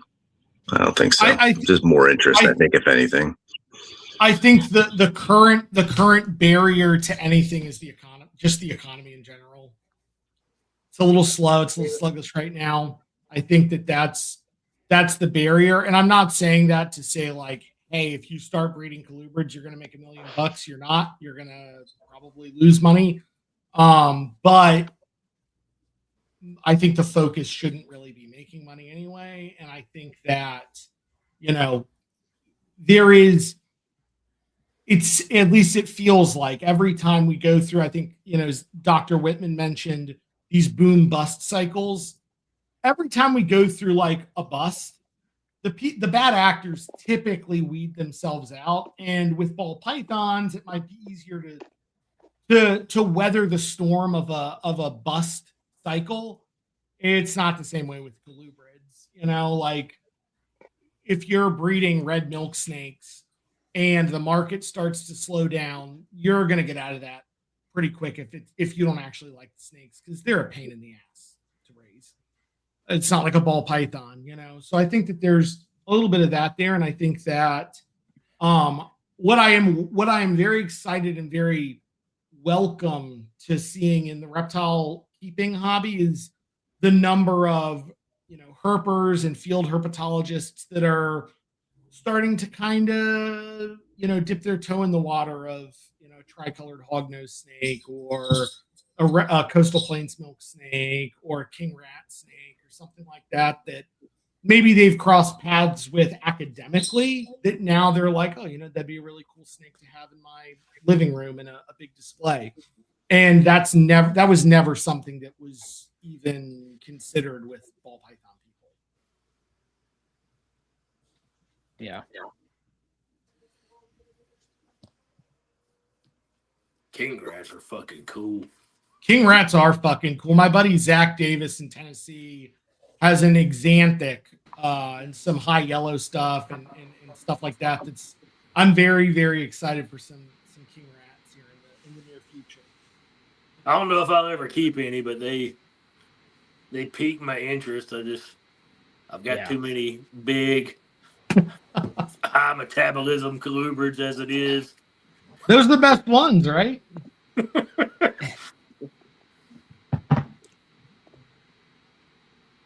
That's a cool fucking snake, king rats. I like those things. And the number of morphs of them that are in China right now and that are making their way to the United States. I was talking to a buddy of mine the other night, and I was like, man, like the number of there's striped ones and calico ones and paradoxes, albinos, anneries, axanthics, white-sided, like there's some pretty impressive stuff there. And I mean, you don't even need a morph of them. I mean, when you find you don't. The yellow and black ones, they get like, you know, they're just yellow and black, and they get like 10 foot long. Those are cool. Yeah, I like them. Yeah. I got my first king rat when I was 14, and everyone on the forum, the corn snake forum I was on, told me, oh, you know, like they're so horrible and they stink and they get big and you can't handle them. I had that snake for almost 20 years and it got big, but with handling, they're no different than Pituophis. Yeah. Asian rat snakes. All the Asian rat snakes are cool. They are. I'm definitely gonna expand into some more of those down the road. Beauty snakes, you know, king rats. The Tyus, I'm really, really into the Tyus. Carinata, mucosa, Nigra margicinctus, like all those really cool Tyus are amazing animals. I've got this male VBB back here. He's a fucking prick, but it's cool. He's probably about 6 or 7 foot long, and you know I need to find him a female. You know, I did have a female for him, but then me and my ex-wife got divorced, and she took the female with her when she left. So I just hadn't gotten around to buying a female for him yet. But you know, he's damn. She got the snakes in the divorce. She got that snake. She got that one. She got that one.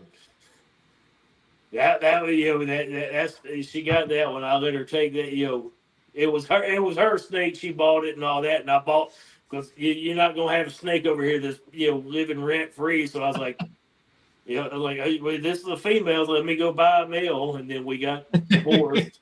But that was the one that she, you know, there's a couple of them over here that were hers, but that was the one that she wanted to take with her, was that female. So I just haven't gotten around to getting a female for her, but he's a cool ass snake. He's a fucking prick though. I have a kind of a question that maybe it's off topic, but maybe Dr. Whitman can answer.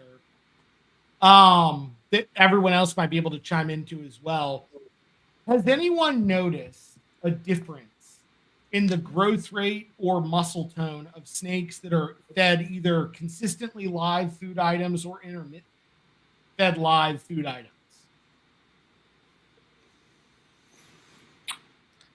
I don't know. I think if you drop feed, I maybe would notice a little bit of snakes that feel a little bit soft. But I personally feed frozen thawed, and I do tongue feeding, and I most of my snakes do a full constriction.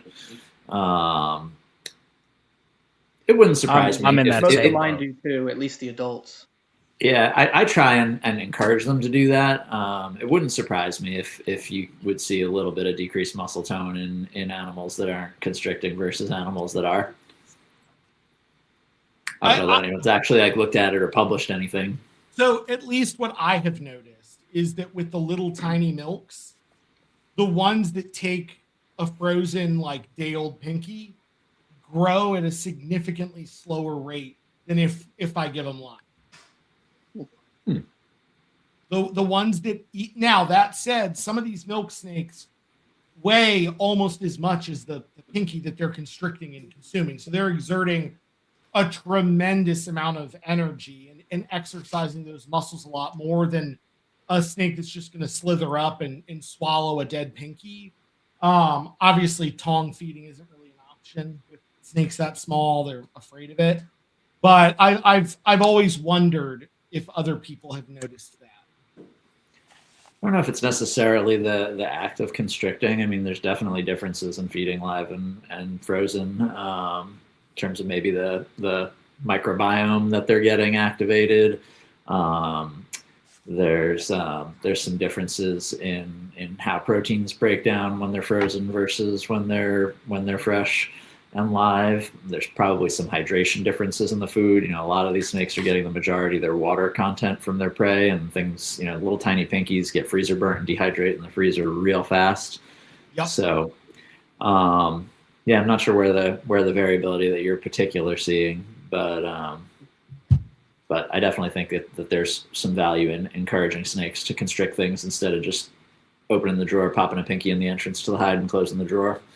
My thought has also been like the live mice that I breed and then feed to my animals are getting, obviously, like rodent block is a standard, but then they're also getting chicken scratch. They're getting, you know, dinner scraps, they're getting fresh vegetables, they're getting whatever we have that we're getting rid of.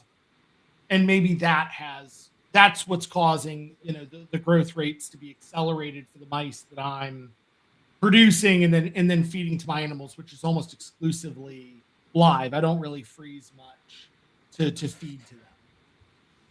So you're saying your live is coming from stuff that you breed, but your frozen is coming from purchased mice? Yeah, my frozen I all get from American Rodent, but then the stuff that my live is all produced, you know, in-house. Gotcha. So then, yeah, you may be seeing nutritional differences. There's a lot of variables. When I used to feed a lot of fresh and live, fresh killed and live years ago, I always thought it was better. I liked it a lot more. It's just Agree. not like a realistic, practical thing for me to do at this point in my life, as much as my wife keeps saying that we're going to do it, but I haven't been willing to break down and spend the money on a freaking big shed in the backyard and power it up and all that stuff, and then ultimately have a whole nother room of responsibility. So I haven't gone down that route, but I really wish I could, because it's I think it's beneficial. And even if it's I not agree. live and killed live, a fresh smacked animal thrown in there right away, I think there's a lot of good gut nutrients and other things that really kind of go with that. Hydration as well, like he said. I think there's a lot of benefit to that. And I have a buddy, my buddy Zach, that's doing African software rats supplementally for his colubrids, and he has noticed with, I mean, that's a whole different species, and I'm sure there's differences there with, the nutritional breakdown, but he has noticed a pretty significant difference in growth rate. I've been trying to find ways to diversify food items without the introduction of parasites with my collection. You got to get a little creative, but I think that's a big under discussed part of the colubrid hobby. I think in general, the more broad the diet is, the healthier your animals are going to be and the better off you're going to be. And the more active your animals are, the more healthy they're going to be and the better off you're going to be. So both of those things kind of lend themselves to that. But I find with some of the food diversity, because I have been trying to do that over the years and doing it even more so in recent years, is that basically the minute I get away from a rodent, its stool health just dramatically goes downhill. I mean, just even doing chicks, like it's the stools are not nearly as good as off a rodent. And then God forbid when I use, let's say, gizzards, or even with like my water snakes, if I go and I'm using fish, like the stools just go downhill dramatically when you use other food items that we have access to. I tend to get actually more frustrated and disappointed by using varied diet stuff as opposed to keeping it consistent, just because of the sanitary conditions that they basically leave after meals of feeding other stuff.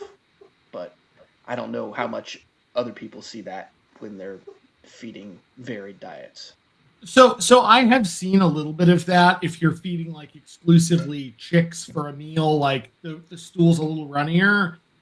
So like what I'll do is I'll try to do greasier too. Yeah, a little greasier. I'll do like a rat pup and a chick, or an adult mouse and a chick, and that seems to help bind the stool a little better. I mean, are greasier, runnier stool like an indication of like poor health? Probably. I don't think it is. I think it has just more to do with just the acute sanitary conditions like that happen. When particularly with a lot of our colubrids, and I see it with my Neurodia too. As well as the rats. It's like I've got about a 24-hour window before stools start dropping on these bigger rat snakes and water snakes. Yep. And it's going to go on for about 48 hours after that. And it's just like you start giving them these other food items, and it's just unbearable in there. It's just, particularly the bigger water snakes, and I'm giving them a bunch of obscure other species of fish I can get at my international market. And it's like what comes out of them is just horrible, as opposed to giving them hairless mice. It's just unbelievable. I think that there's some variability. If you're predominantly feeding rodents and their gut is really used to eating one thing, and then every once in a while you're giving them something different, then any animal, if you feed your dog the same thing every day and then give him something that might be perfectly fine, some chicken, whatever it is, but something that he's just not used to, you can cause some loose stool. It doesn't necessarily mean that there's anything terribly unhealthy about it. But I think if you're doing a lot of rotations, your animals will get adjusted to it, and you'll see a little bit of less of that variability. But I definitely have animals that just don't tolerate certain prey as well. I notice with my Baird's rats in particular, when I feed them chicks, they tend to see the whole chick feet come through. Oh yeah. They're just Oh yeah. not I get not that breaking at them down. a lot of the rat snakes are that way with chick and quail feet. I feed my king snakes and my Cape gophers, and I've fed plenty of other colubrids chicks and haven't seen that. And so the Byard's rats are the first ones that I've seen do that. I don't know if it's just this one individual snake or these two. I see it with a lot of my Pantherophis. And I do, if I can't offer different prey items, some weeks I'll offer, the same Andean milk snake for, small mice. And then the next week it gets a jumbo mouse. And the next week it gets a small rat. And then the next week it gets whatever leftover fuzzies. I try to diversify not only the actual prey item, but the size as well. Frequency too. Yeah, and frequency too. Like sometimes I let my stuff go 3 weeks, 4 weeks, and then I'll feed them like every 4 or 5 days for a while. And then, that seems to kind of provide some sort of benefit overall. Yeah, I tend to do that food It's more natural. patterning off of just life. Much more It's natural. like I got stuff coming up. I'm going to be out of town this weekend, and I'm going to fast so the stuff's not going to the bathroom like crazy while I'm out of town, and being unsanitary where I'm not going to be able to clean it. And so I tend to like fast stuff, like particularly like Daytona or Colubrid Fest or any other times I'm going to be out of town for a good number of days. I'm fasting stuff to where they're not eating for a whole week before the trips, and then I'll start feeding them again a couple days after the trip. And so I just kind of structure the stuff around just life. Like, yeah, I'll have certain routine most of the time, but man, life just doesn't allow you to have everything be so robotic. It's just not an option. Well, that's not what happens in the wild. So right, 100%. I tend to just let it, and too, like, I may feed a male a small, like if I have a pair of rat snakes in a particular cage, a male may get like a small adult rat mouse, and the female may get 2 or 3 of them, because he doesn't need it, but she needs it because she's got work to do. I will say that I have fallen victim in the past to what I would chalk up to not feeding males as much as I should. Where, if that male is working 3 or 4 girls, he's going to need about as much protein as they are. He's horny. He's got shit to do. So plus the way you're doing stuff is with you moving males around to females, that's stressful. So that's even more energy being needed because they're moving around, changing environments, got their brain going. Most of my guys, they're set with the same pairs for the better part of their life, with the exception of some moving around here and there. So they don't end up, the boys, like my boys, like it's easy to get them fat. So I tend to just have them be skinny if I can get away with it. And I do think I'm going to try a little bit of that moving forward of like housing certain pairs together, like long-term, like especially like my Andean milk snakes, like those do really well together long-term. And,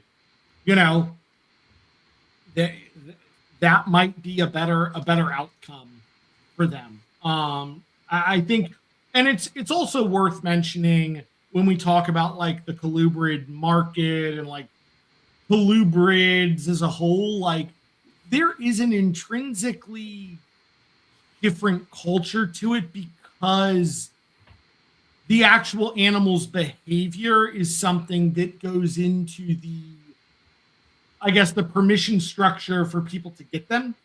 Like dry marcon are a great example. I don't have any anymore, but I used to, and I'd like to get some again. Like those snakes, the behavior is the draw. The fact that they're interactive. Same thing with Montrose with some of your like Neurodia. I'm sure that's some of the draw because there's, at least in my opinion, not much more.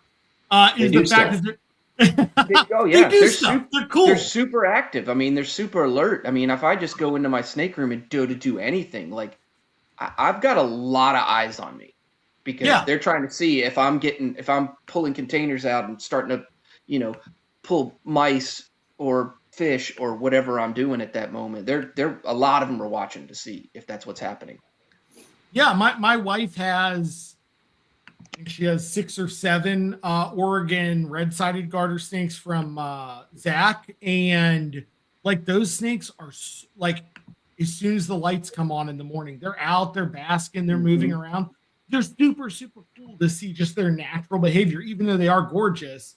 The natural behavior is what is exciting about them. Where with some of the other, I mean, I would even argue with hognose snakes, it's the same thing. Crested geckos, leopard geckos, they don't do much. They kind of exist, and it's the phenotype that people are excited about, not the actual. The vessel doesn't matter to them. Where for colubrid people, I think the vessel is. I see a huge disvariance just dare I say the niche, but across the species and locales of what I keep, where I have some water snakes that are super out going forward, paying attention to what's going on, and others that like they never are out. They are always hiding. They, I literally have to go pull them out of either paper towel rolls or out of their hide boxes or whatever it is, and they're like, I don't go spend my time seeing how much they're roaming around at night, but they're always in the same hides and always in the same places, and they're not very active. I mean, my diamondback water snakes are super shy and reclusive. Really?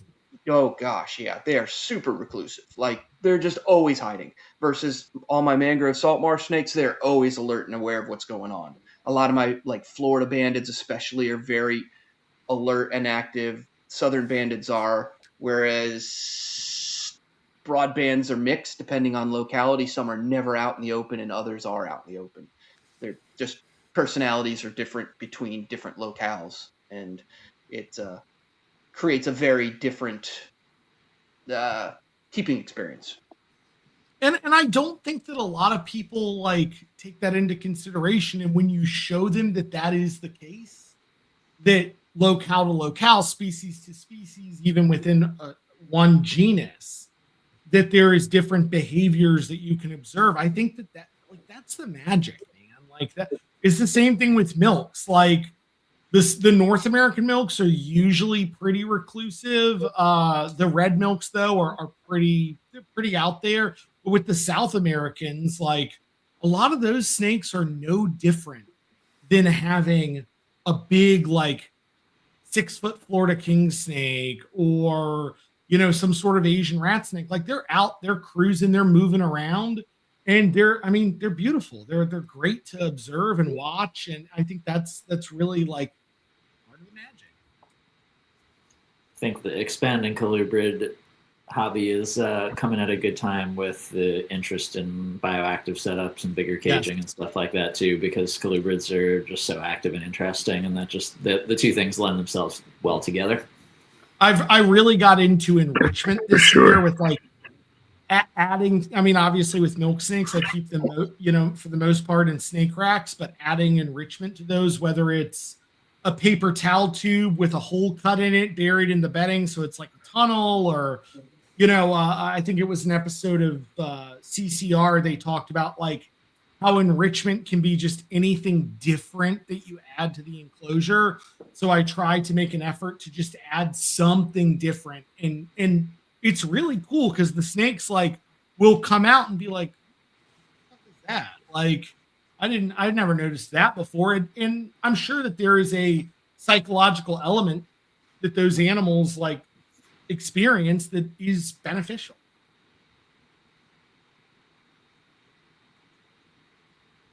Yeah. All right, fellas. Well, I think we had a great conversation tonight. I'm Don't sure we go another 2.5 hours? I'm fixing to go to bed. I'm old and I gotta wake up at 4:30 in the morning. This is way past my bedtime.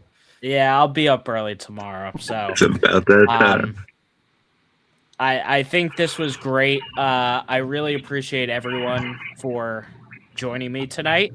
I hope a lot of people listen to this episode because I think it was a great panel to have on, a lot of different perspectives, a lot of different species kept between this entire panel. So I definitely insightful to kind of get that.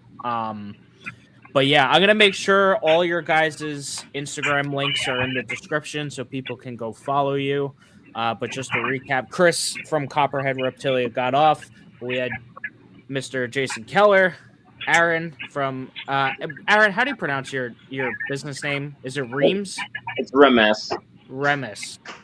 Herpetoculture, Chris from BNS Reptilia, Dr. Whitman from Conservation Herpetoculture, David Deem, Temporalis Enterprises, Chris Montross, Dark Horse Herpetoculture. Thank you guys all so much. Any last words for the audience that be?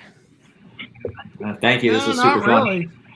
Everybody go to Good Colubrid Fest. conversation. Keep your Colubrid. I'll be at for having Colubrid us. Fest. I'm excited. I didn't get to go this year because I was in court, but I'll be there next year. Colubrid Fest 20. Oh, I forgot to get that graphic. But yeah, guys, Colubrid Fest 2026 finally got announced. Well, I guess we kind of said it before, but in Evansville, Indiana. So that should be fun. I'm looking forward to it. But yeah, I think that Table's just about already does it. booked here. Yeah, I booked mine as well. But all right, everyone. If you enjoyed this episode, make sure you hit that like button. Make sure you hit that subscribe button here on YouTube. Go check us out on all the major audio podcasting platforms. Give myself and everyone else on this panel a follow on social media, especially Instagram. That's where most people are pretty active. Check out the Meteoric Serpents Patreon. First link in the description below. And I think that just about does it. Guys, this was episode number 89 of the Colubrid Corruption Podcast, the 2025 Colubrid Herpetoculture Recap. I hope you all enjoyed, and we'll catch you on the next one next week. Peace out. Good.